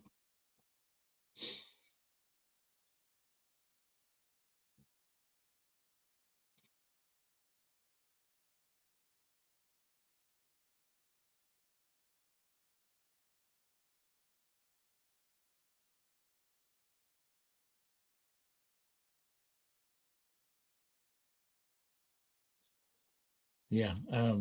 Ask for things that you shouldn't. So that's a growing experience, but also that's a different kind of complex morality, you know. Because maybe the things that you shouldn't be asking for, this is a stretch, go with me on it. Maybe the things you shouldn't be asking for are, you know, ultimately ultimate goods. And this, I mean, Alberto Villoldo writes about this in, I forget which book, but some of his early Quero teachers believe that uh, even the Spanish invasion of Peru will be for an ultimate good, even though it destroyed Incan civilization. It will ultimately be for good, and it doesn't mean they approve of it. This kind of comes back to that sort of Iluvatar Melkor thing. So again, maybe the things you're asking for, you should know better, but it's a dangerous moral question, right? Like I should ask for things that I shouldn't. What do you mean by shouldn't? Is there self-work on what you feel you deserve? Is there desire work that needs to happen there? And that's something that I'm, you know, obviously very interested in. Could I talk about that? No, it's just I felt like the I felt like the video is being a bit more personal. That's it.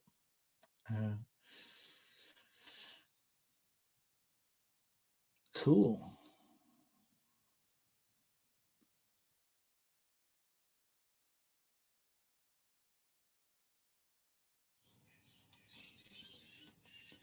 So if Heater had knowledge of the future, that makes him like, well, so that I think that's an answer from someone who hasn't read much science fiction, because knowledge of the future and intervening to have other things happen differently means other things, you get caught in that time loop.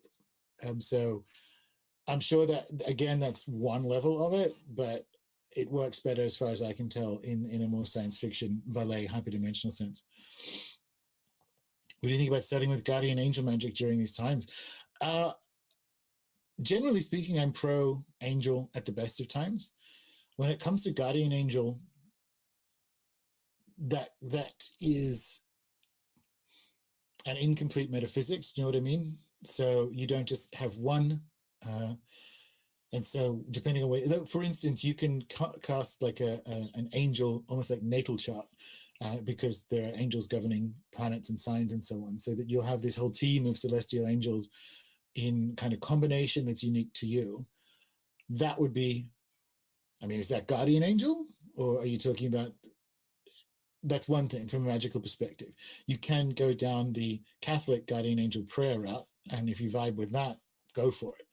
But it rather than it's not a universal category. But the short answer is yes. Being on good terms with your spirit team is always good. How would I relate Hydra to sigils? I don't know if I would. I wonder if there's any way to answer that question.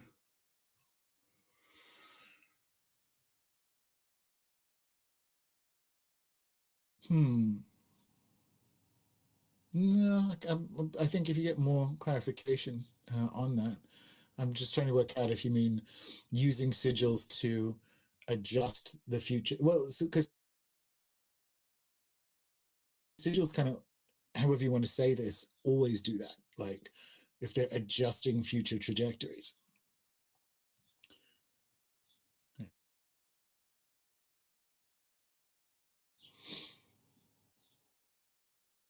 Yeah, probably a lot of desire what to do. Well, that's what the wealth magic course. There'll actually be more of it in the foundation.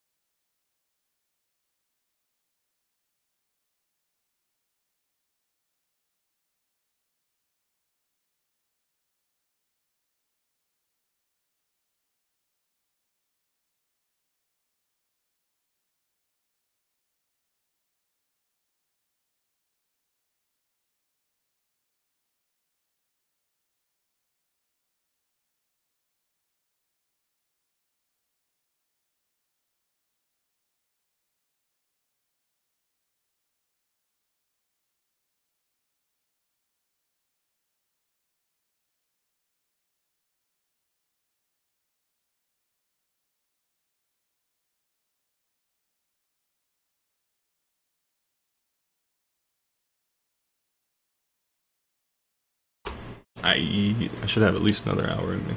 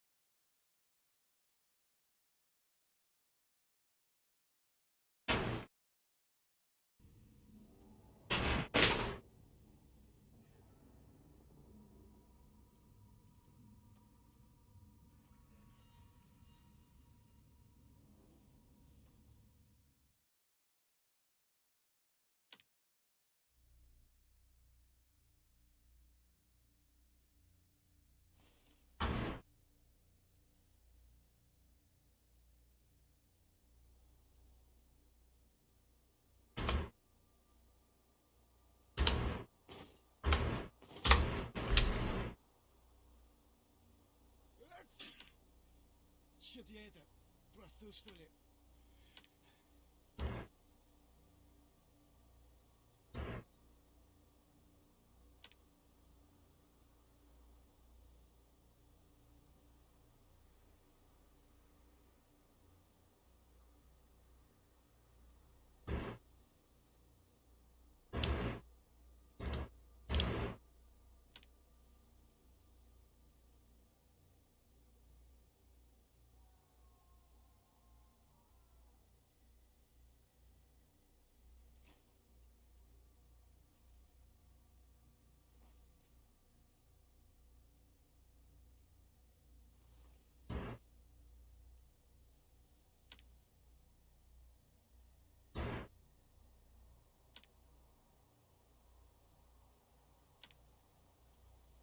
Я на днях такой артефакт нашел.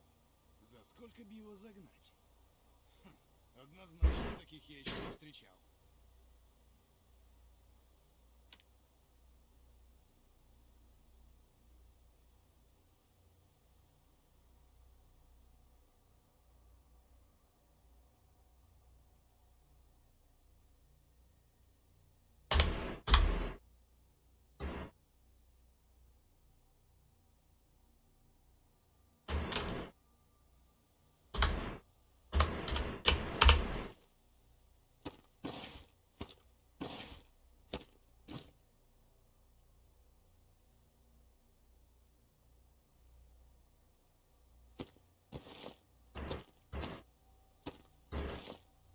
Отвечаю. А у нас опять одна водка.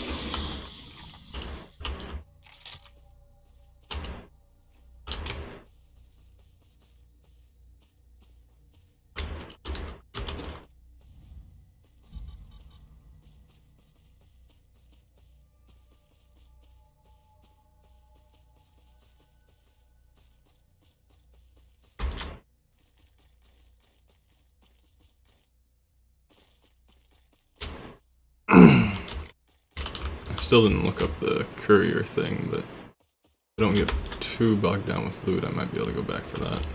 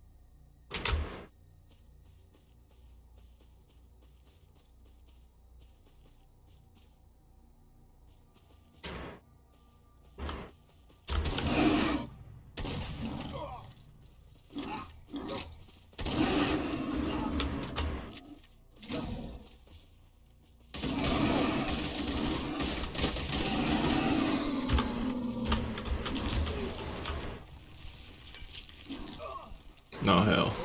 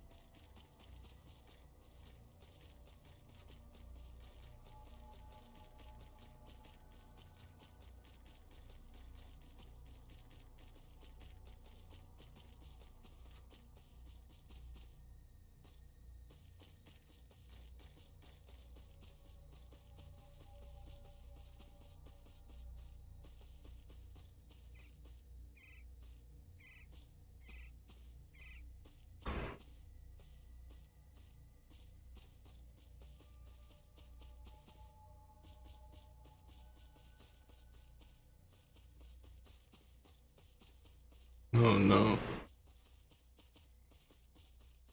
Looks like someone finished the thing, so I might have gotten my shit stolen.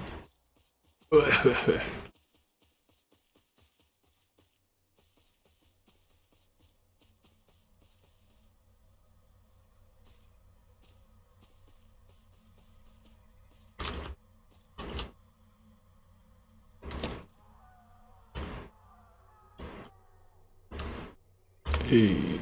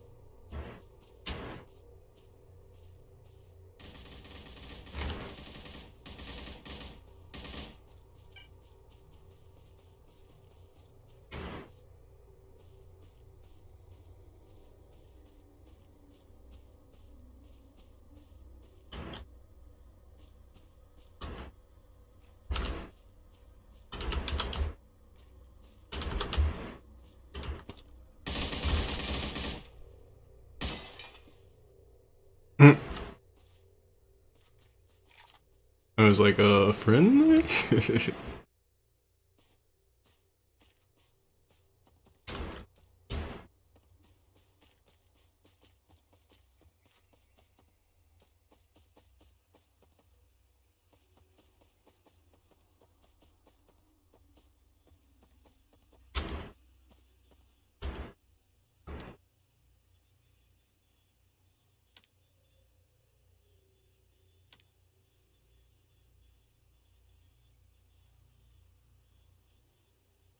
Gotta check out some dog nest or something.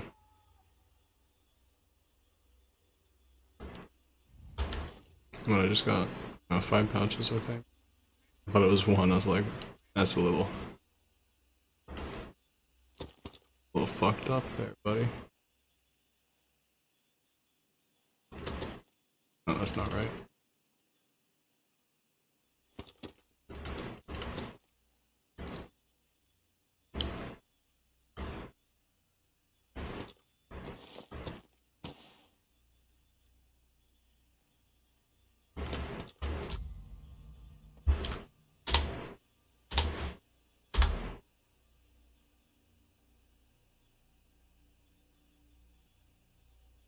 Damn, I should go help those guys out.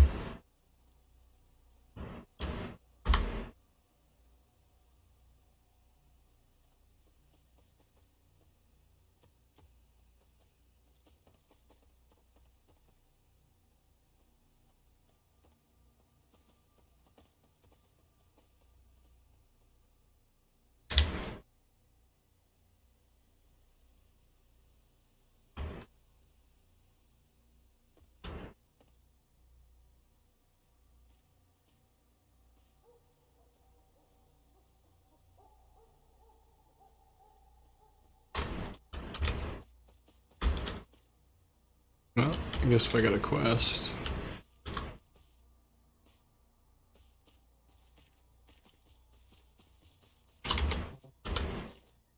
Oh cool, I kept my armor too. Got pretty beat up by me just standing there and getting shot, but...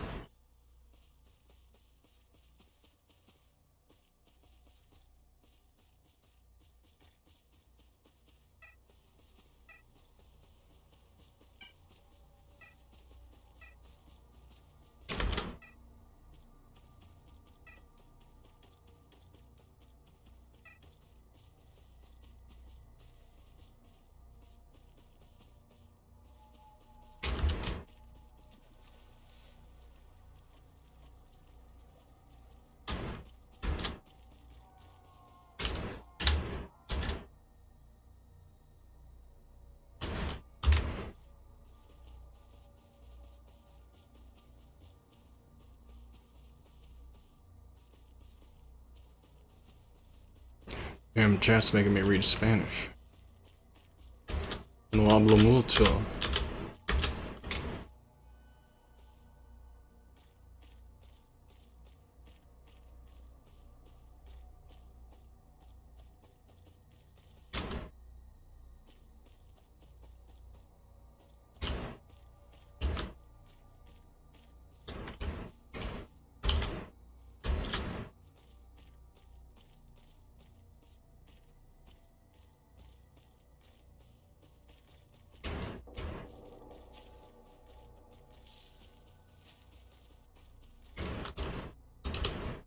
Oh good, they're dead.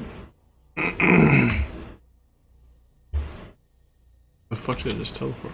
Yeah.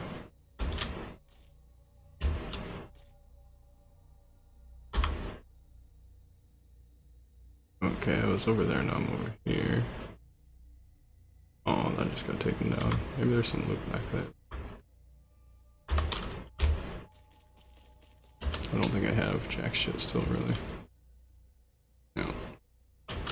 Just quest items and bullets.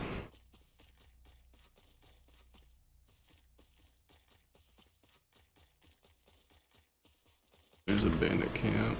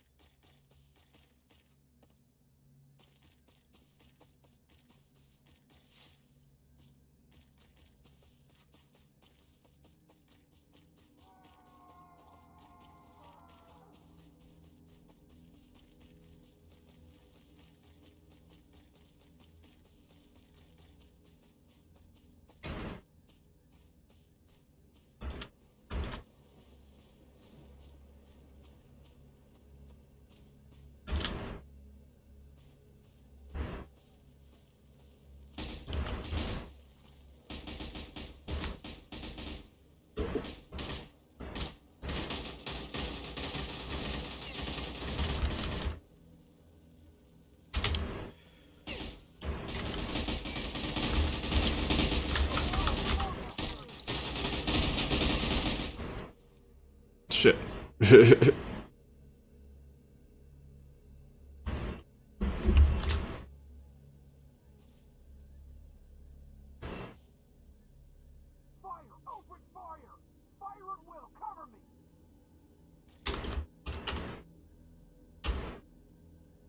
Could probably come back for that.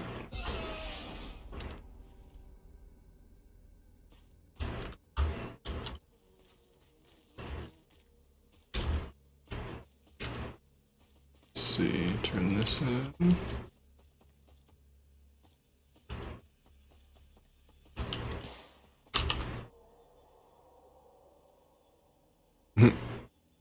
Yep, that's my case. Nice, and good job handling the task. That's all well and good, but I was thrown into the hot springs after collecting your damn case. Man up, those are wormholes. That's the name some smartass gave that formation of bubbles. Want to expand on that?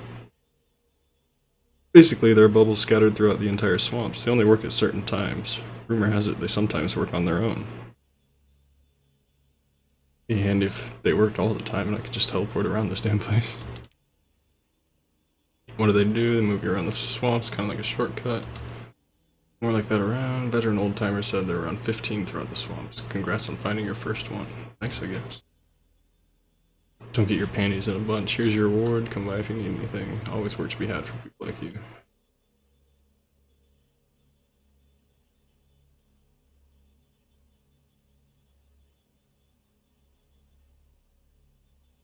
Might be able to use that to upgrade or something.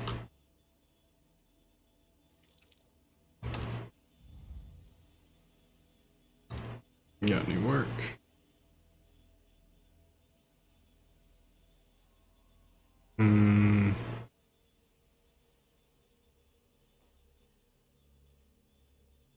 Oh, some board. No, that wasn't flags.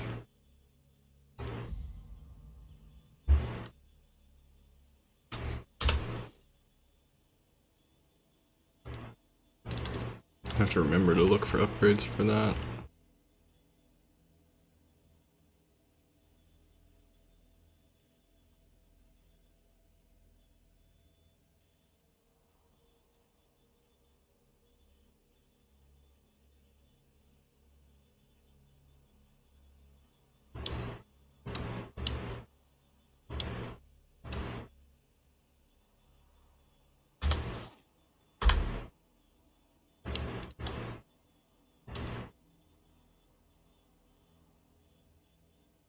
Nice, I'll just run up through there then.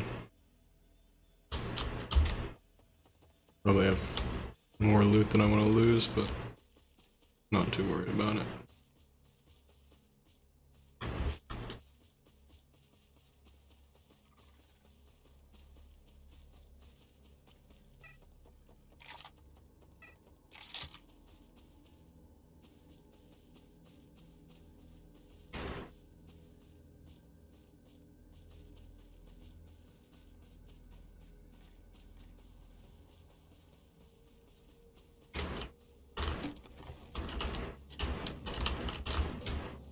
think I probably just looted this.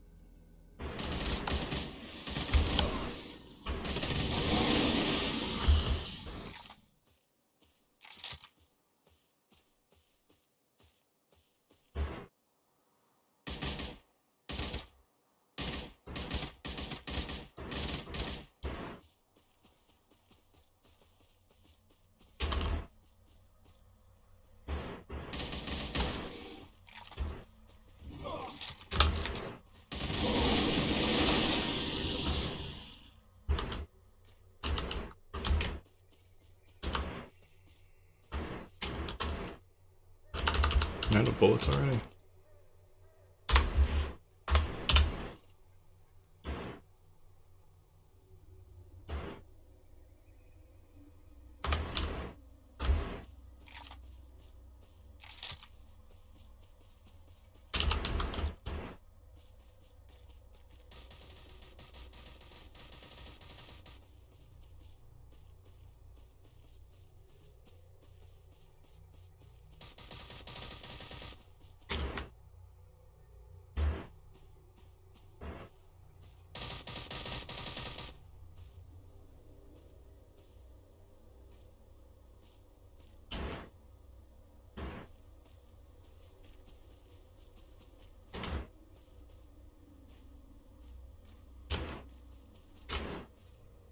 Разнесем этих подонков!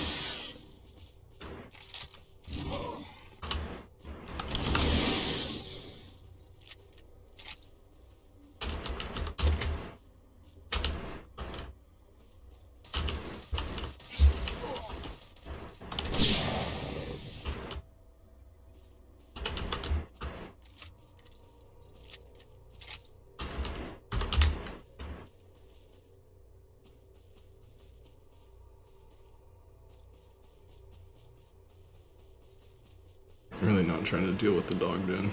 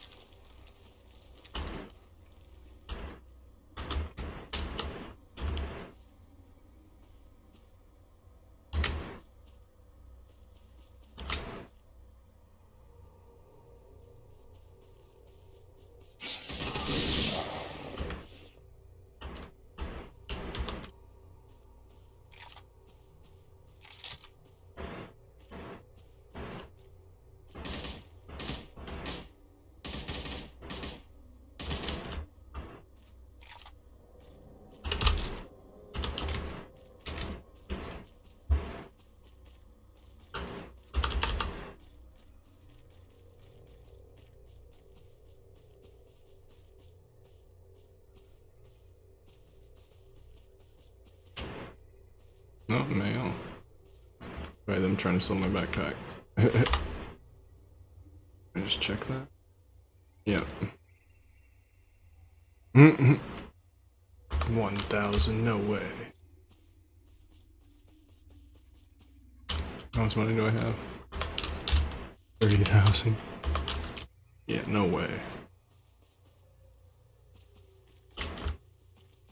Man.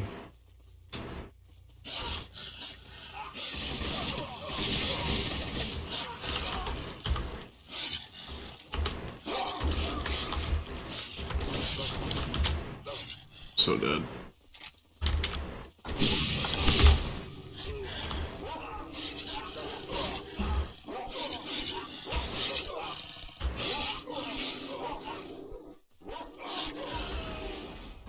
How did they even auction my shit is the question. There's not an auction house here.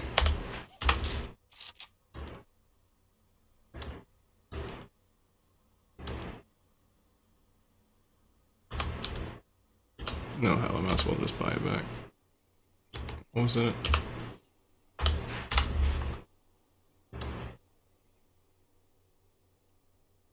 $16? I mean, yeah, I should probably just buy it.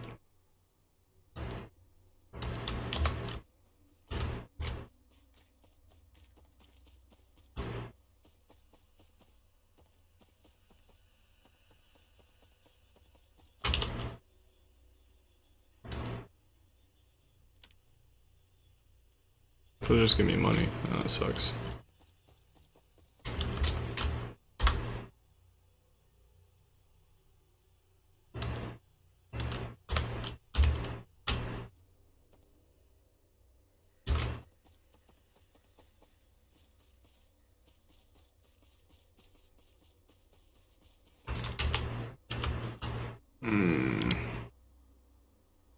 No, I'll save that.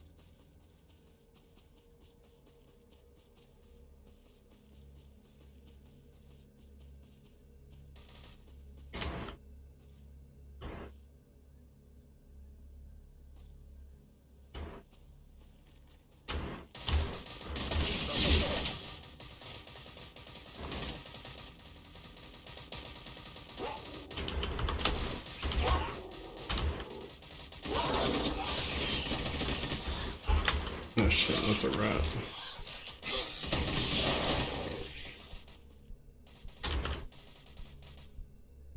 Of course I don't have any medicine on me.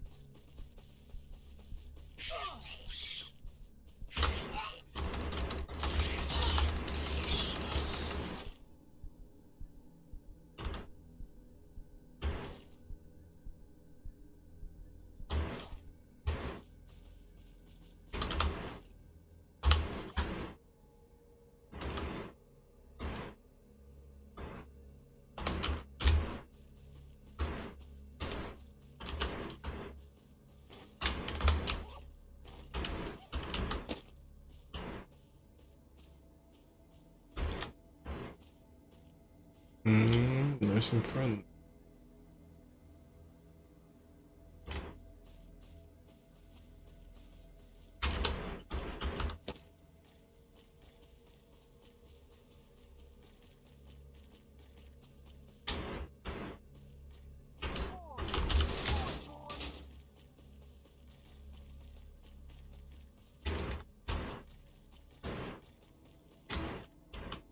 Still no medicine.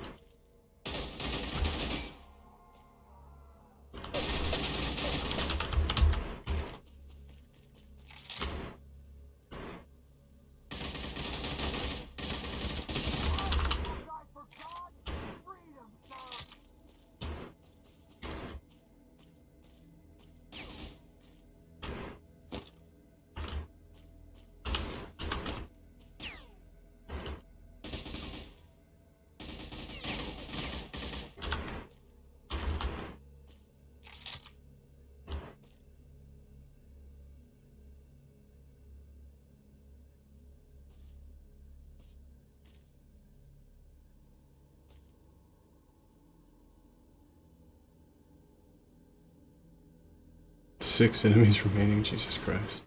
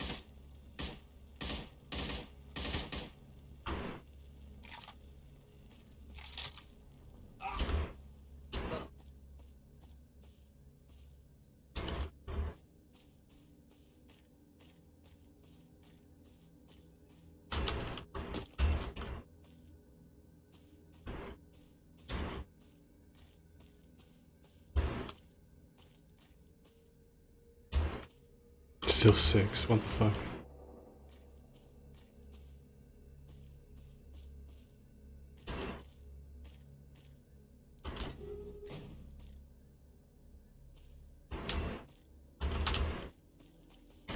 I guess I can just say fuck it.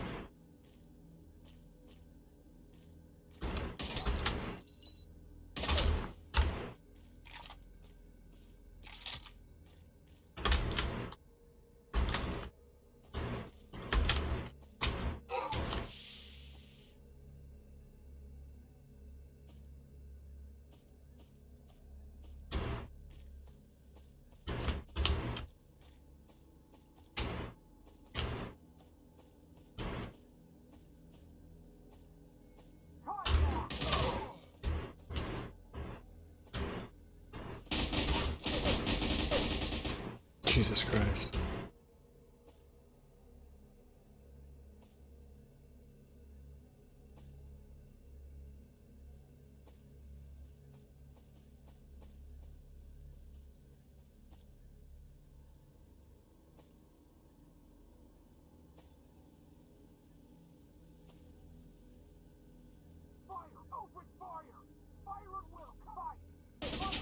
I don't think I can get out through here.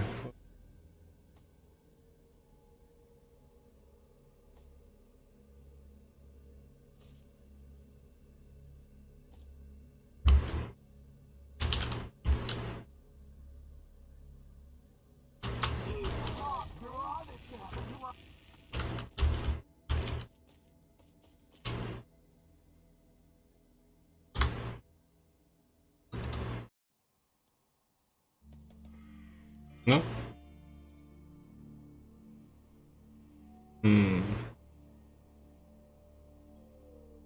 think I'm pretty much. Oh yeah, max level.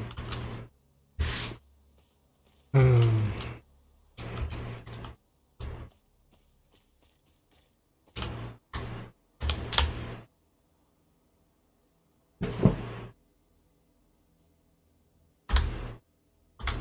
think I'm gonna sneak back in there.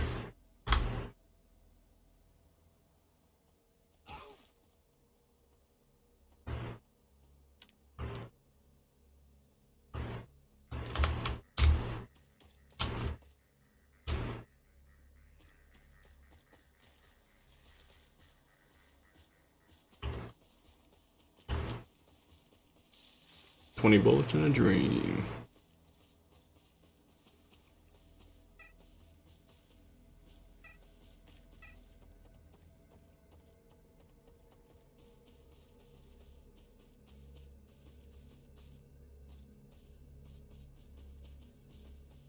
So it looks like getting a team is the best idea for the fucking bandit camps.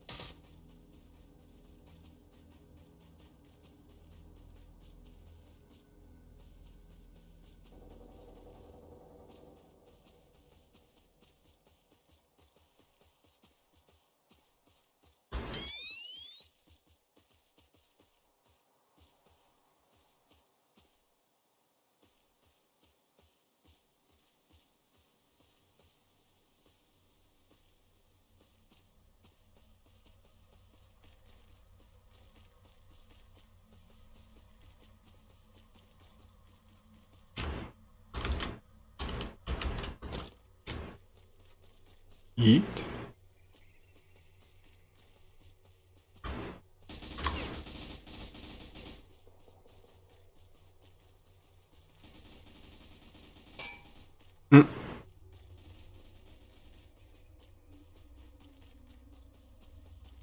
Hey man, nice shot.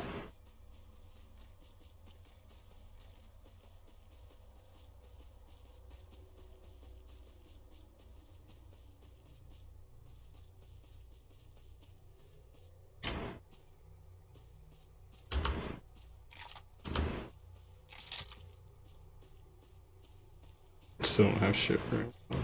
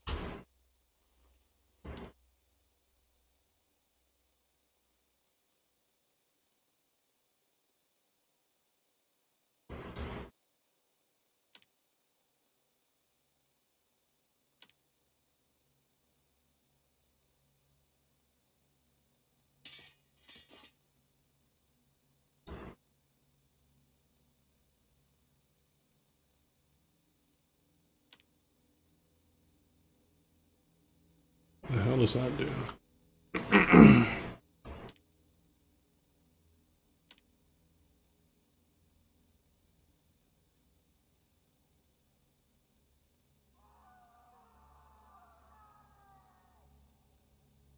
Laser grip.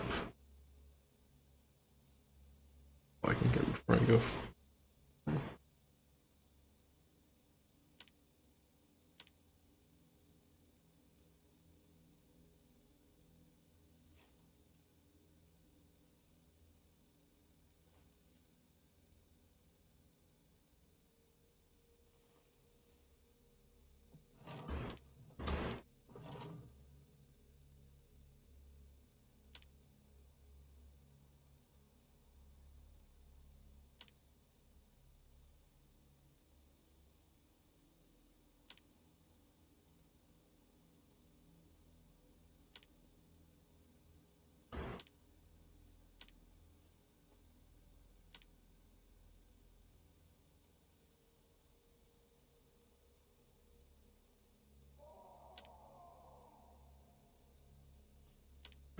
Oh, M1.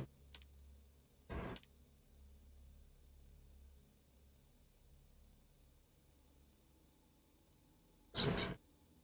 I don't know which I have.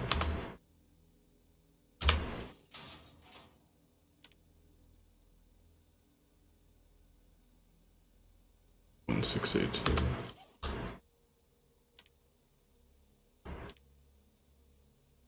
It's gonna work for that. Will also work for that.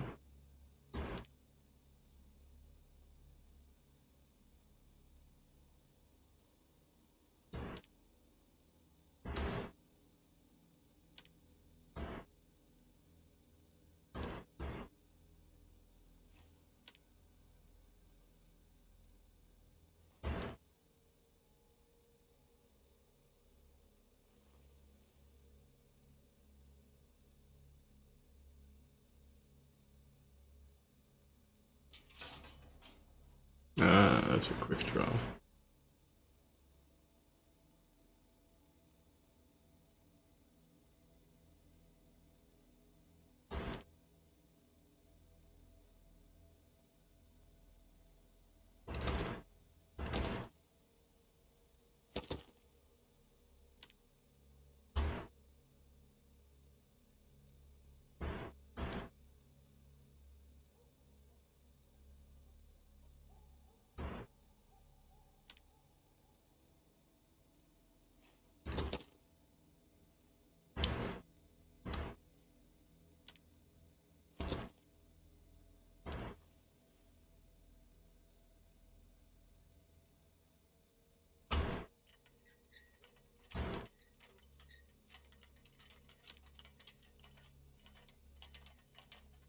I don't know if I need it.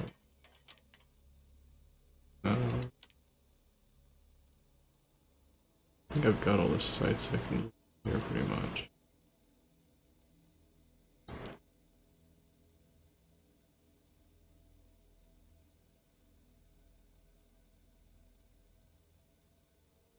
Hmm.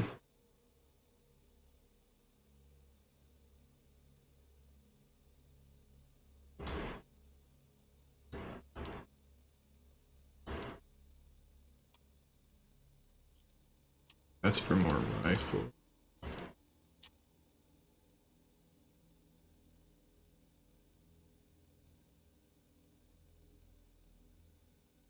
Pretty sure this won't. My.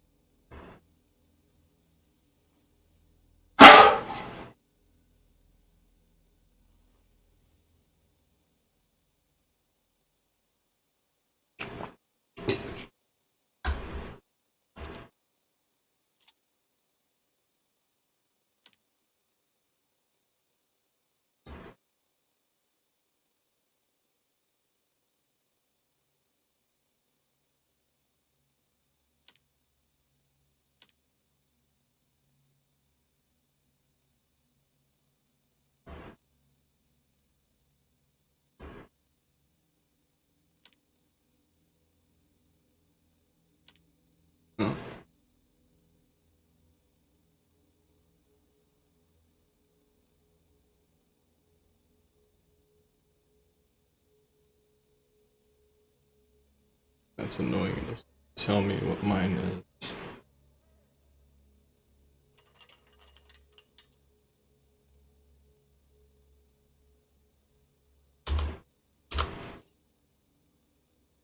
Okay, so it's not. Backstab and damage to me.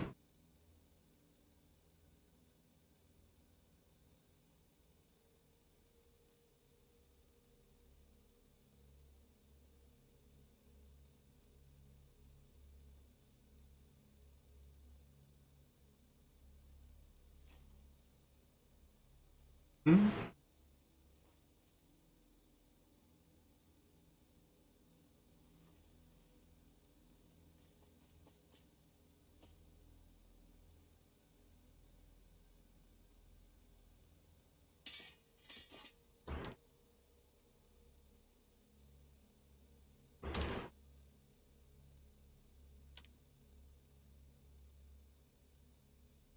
Интересно, как там сейчас дома дела?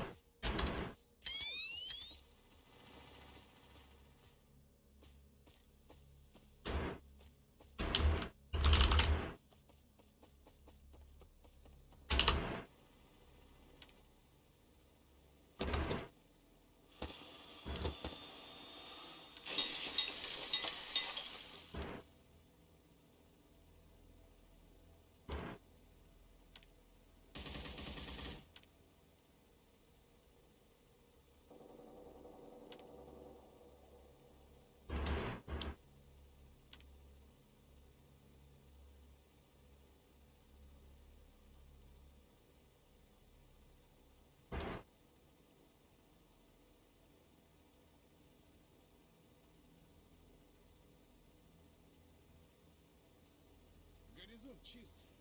Вздремнуть что ли?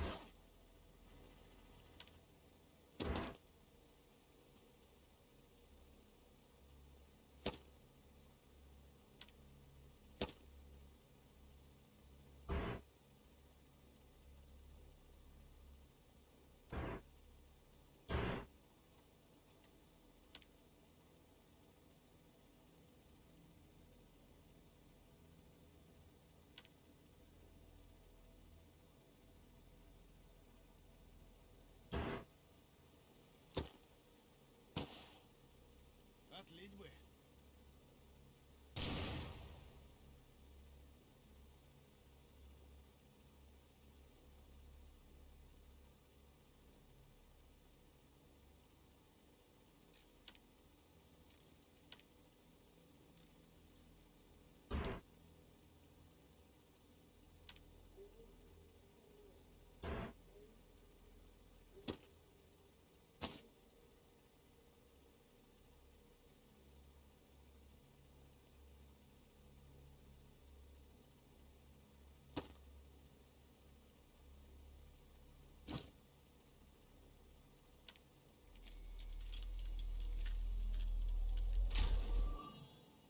Вот сейчас бы найти гору артефактов, да укатить из этой сраной зоны.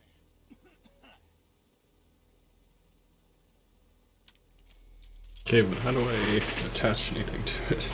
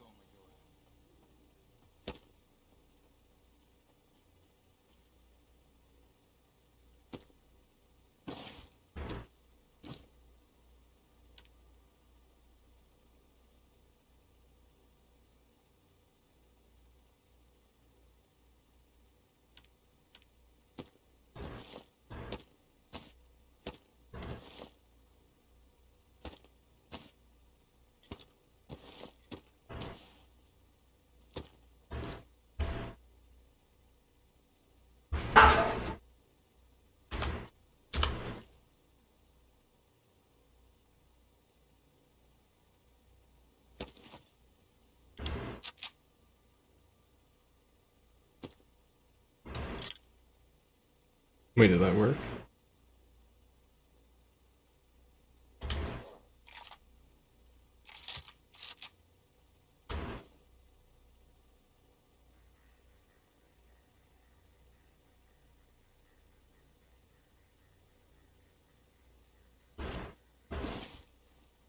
Покемарить, что ли? Или попозже?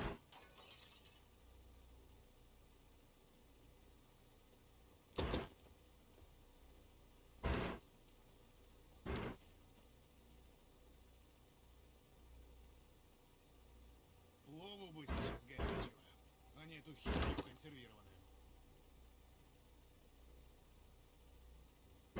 Well, that's good.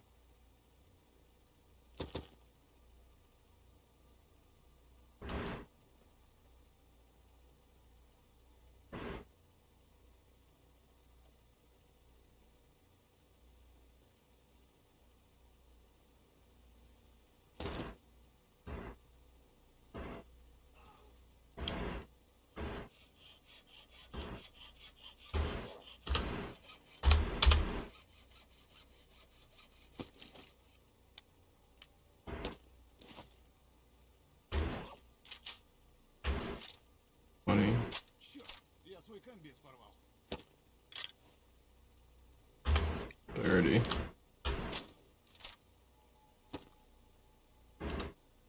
Oh, there.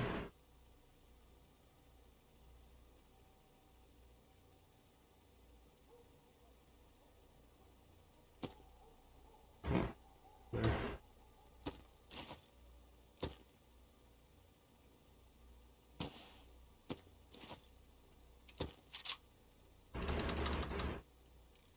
In there.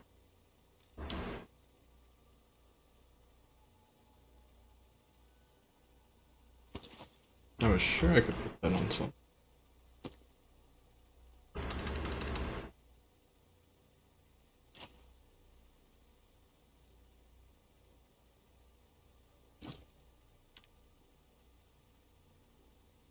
Эх, болты кончились. Еще надыбать.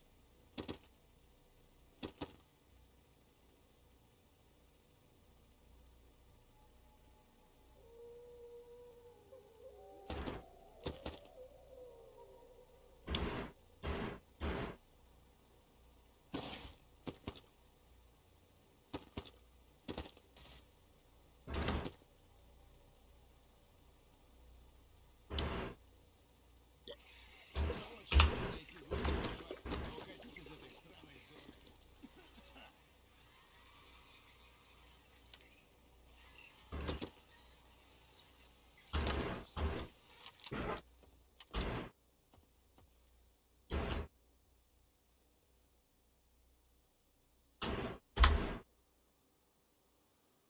Плову бы сейчас горячего, а не эту херню консервированную.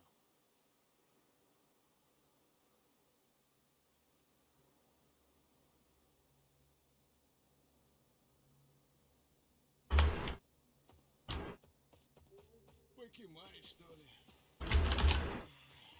Или попозже?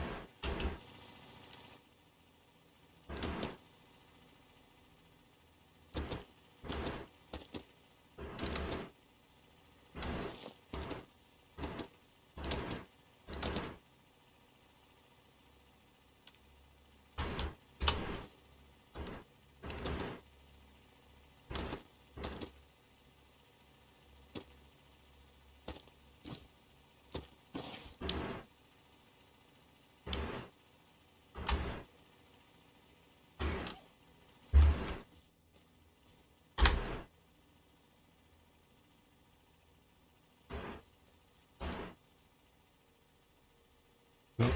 I should probably look up the damn kernel thing real quick.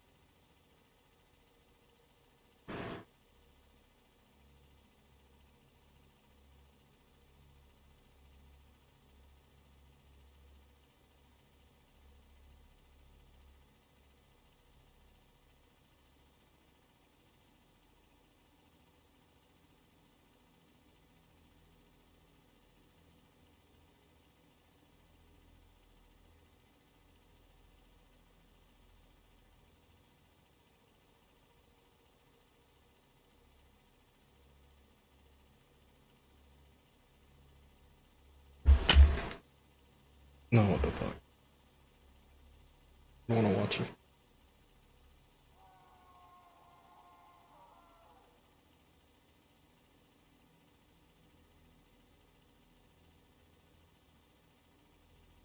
Okay, this is just west of the chopper by some trees, so that should be.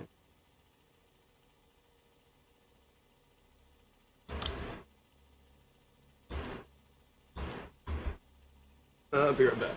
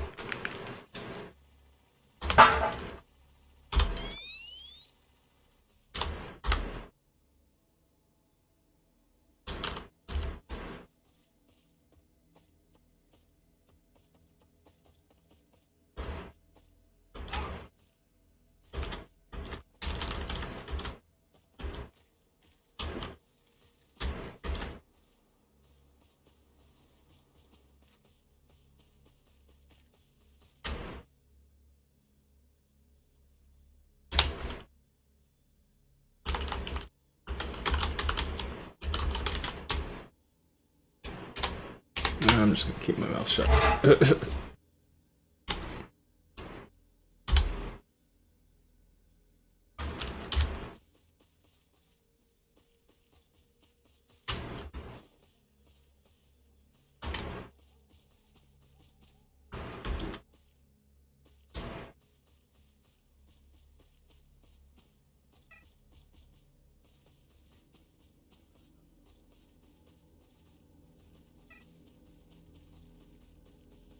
Probably knock this out and then keep going on to the back to the garages. 'Cause I'm about done doing stuff here.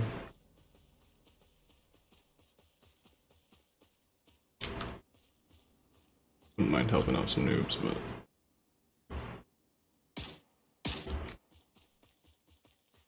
I'm not a person.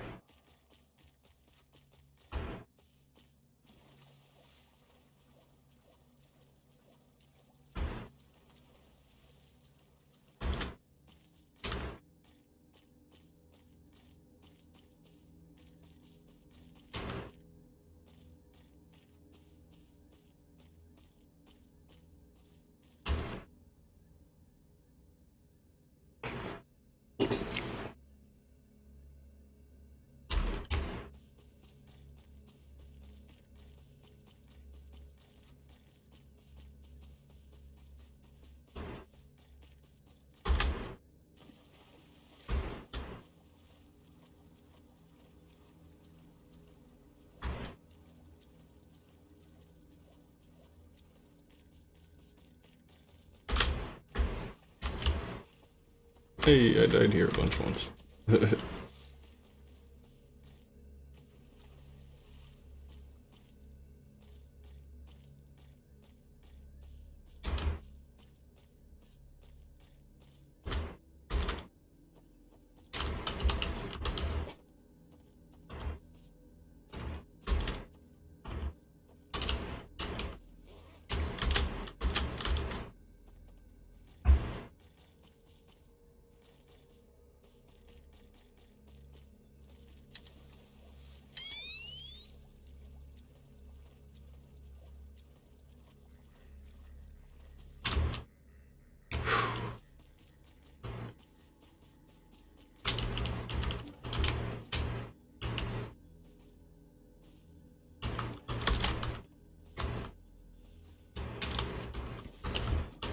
Hey, armor.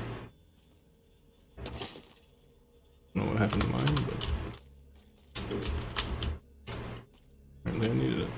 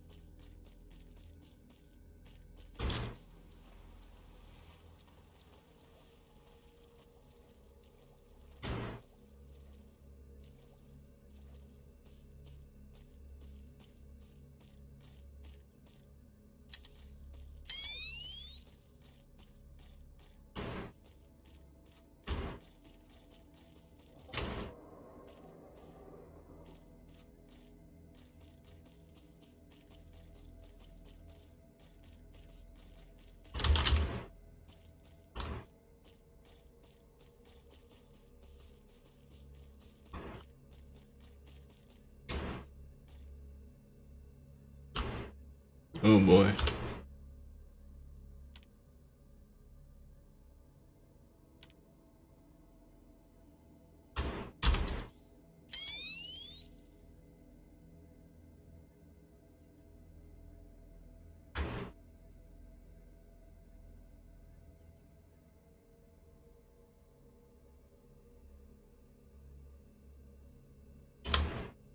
Huh? So I can just turn in the quest here, oh yeah.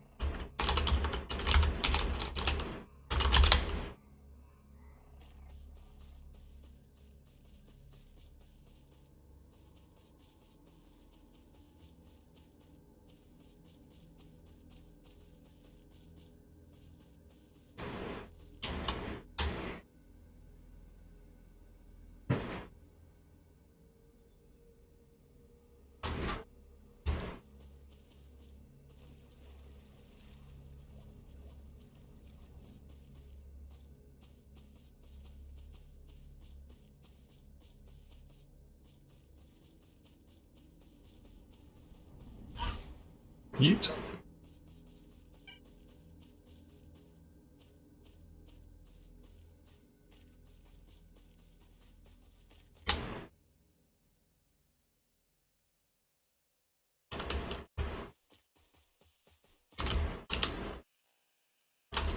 Okay, where's the... This guy? No.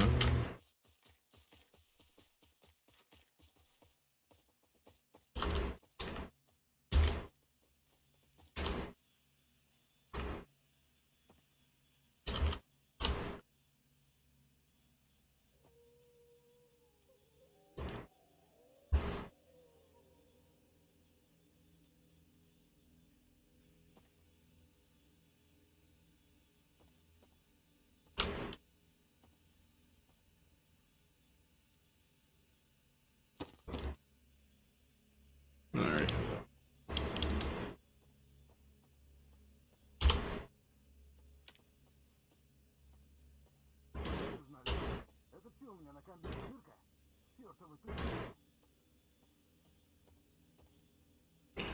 Your courier was killed very savagely. You didn't have your cargo on him, but he did have this note. Let me see. He takes a sheet of paper in his hand, he rips it up and angrily tosses the piece aside. That son of a bitch, that bastard has gone way too fucking far. Fine, here, take your vodka. With that, Freeman drains the shot glass beside him. Know who did this? Yeah, the local bandit, if you can call him that. His name's Varg. One of those aggressive bastards, always dying to kill some stalkers, complete sadist, just like his whole gang. Just a total freak. Why would he kill a courier? See, this bastard started harassing me a month ago, demanding a cut of sales. Not directly, of course. I sent him packing then. You know what? It was a fucking disaster. Couriers started going missing and some deliveries weren't reaching their destination. Now I don't even know what to do. Really important item in that package. She clearly knew about the importance somehow. Bastard, what do you think of doing? You can go try talking to him, alright. I gotta do that. No, it's just right there. La-di-da.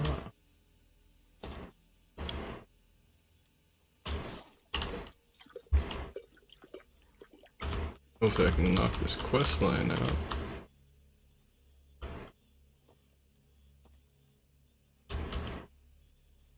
What's he got? He got a big old gun.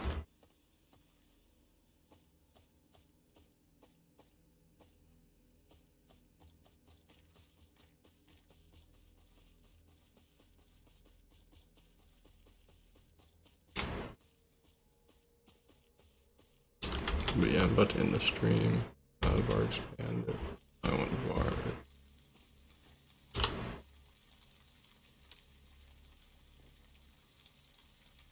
Hear about Freeman and the item you stole from him. Ah, that whiny little girl sent you. All it took for him to pull his finger out was for that toy he needed to be taken away from him.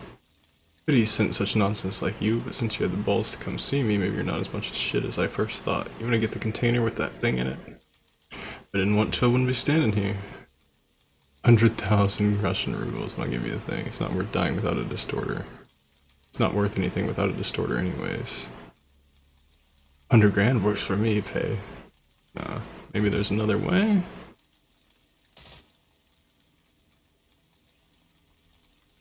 You'll have to shoot and shoot a lot. What do you have to do?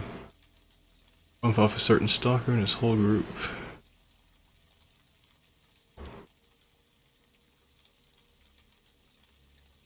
Stalker called Svetli. He's sitting right here in the machine yard. Lure him outside the base and kill him. You really are an asshole, fine.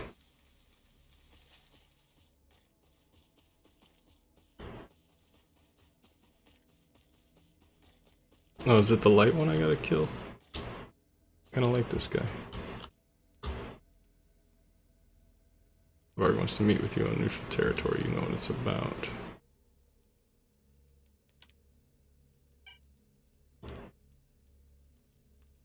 Oh boy.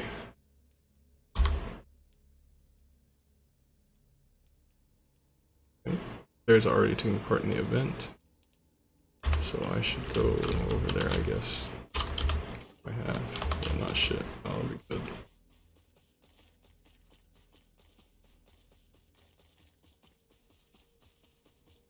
I didn't want to kill this guy. I should have looked at the rewards. I guess this guy just sits in the chair like a jackass though, so fuck him anyways.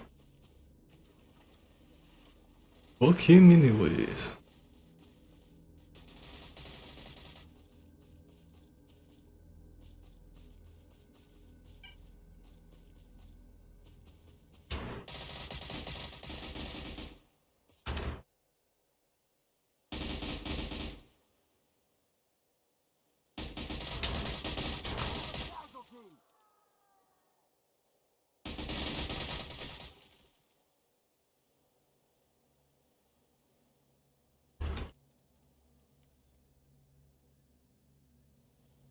Did they win?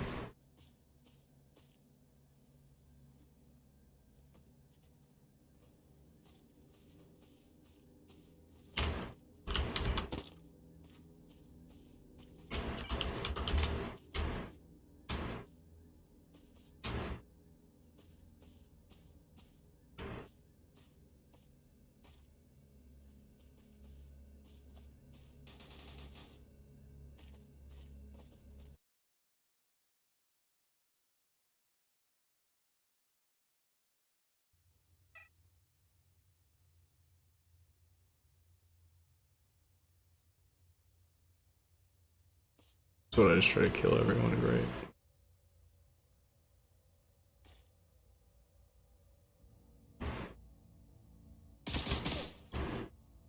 Okay.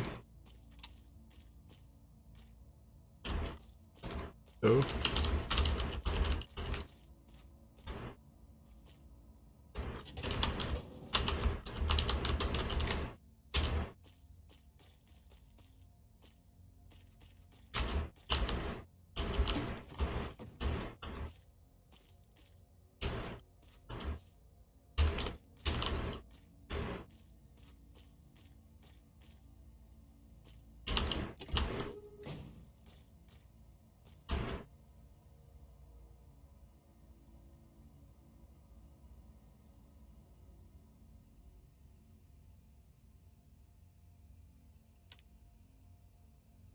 No one's coming, we need to talk.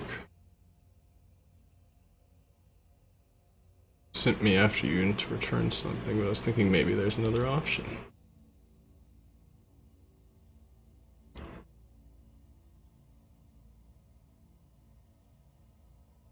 You're stupid, we could have dealt with it in the base, but we need to be able to deal with bargain fast. Machine yard neutral territory, how could we pull it off? Been wanting to take over the whole machine yard, got just a handful of his lackeys. He has 3 fully equipped squads. It'd be easier to just kill you. Alright, let's eliminate the gangs.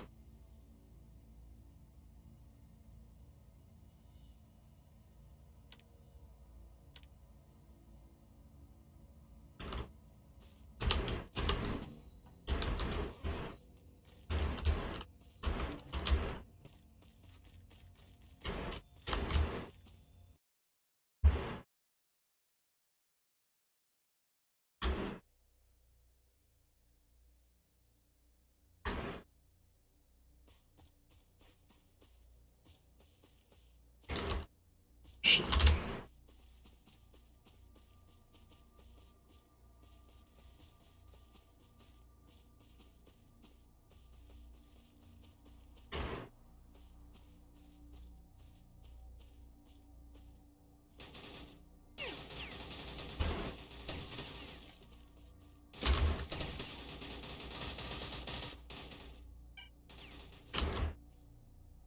I think I'm in a bit of a pickle here. Definitely can't deal with that. What the fuck are you doing?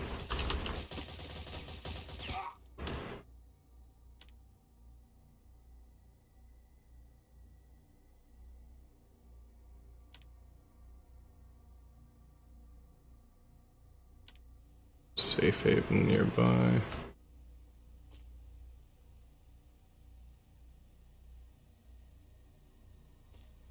Just go in here. Ask for the password, you say huntsman.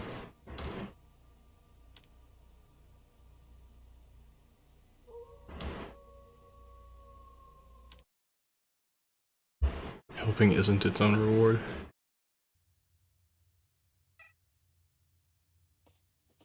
Is this the bar?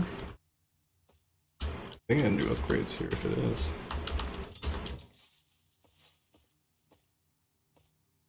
Barman.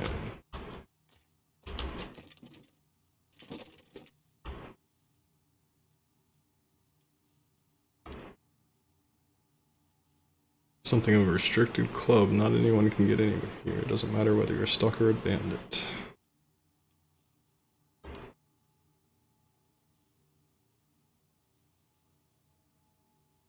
Rat races.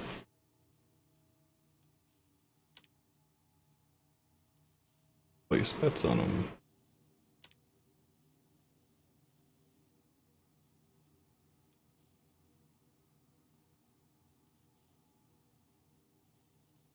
I think I'm good.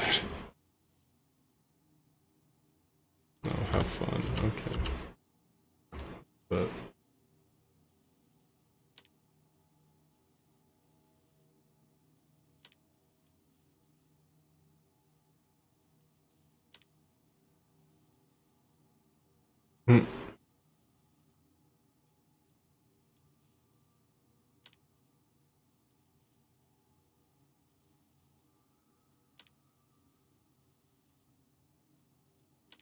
that's crazy. Looks like my dialogue options affect how fast the rat goes. That was 2 rats races in a row.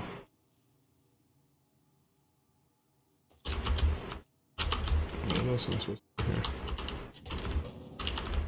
Hello?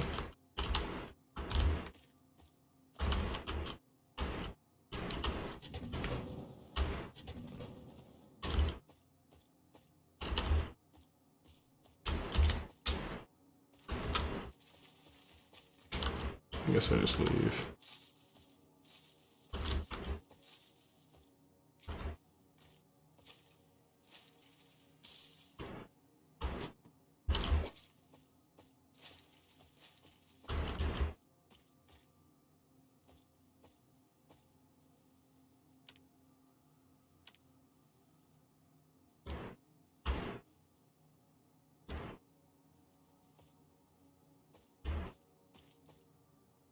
Okay, I guess no upgrades here. Just rat races. I think I got money though. It's fine.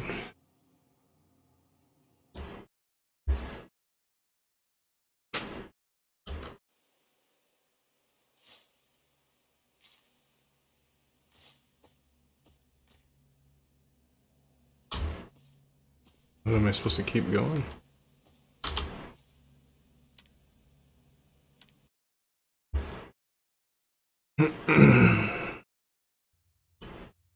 I think I'll actually end the stream here, I suppose.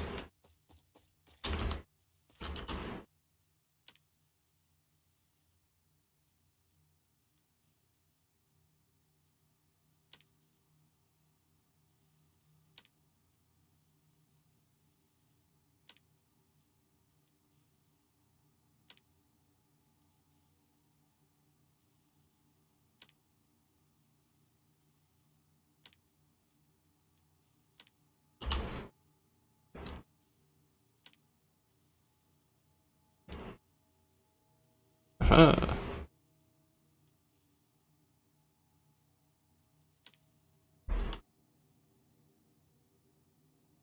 Okay, I helped get back here.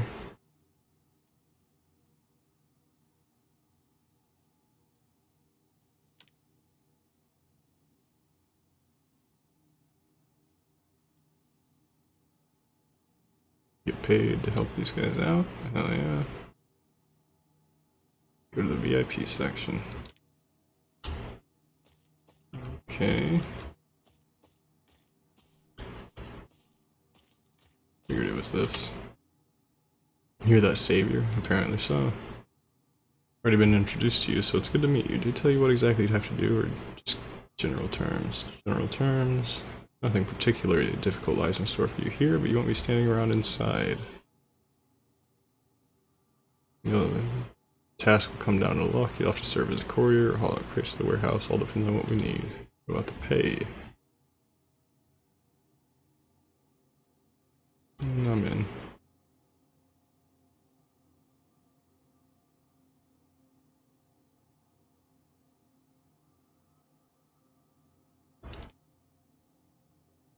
Driving off boars.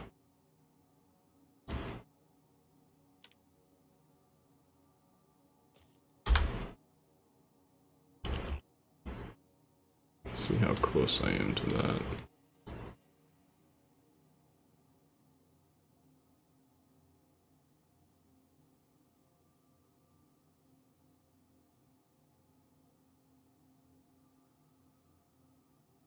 A good ways away. Alright. I'm gonna go ahead and end the stream. Hopefully that doesn't affect anything.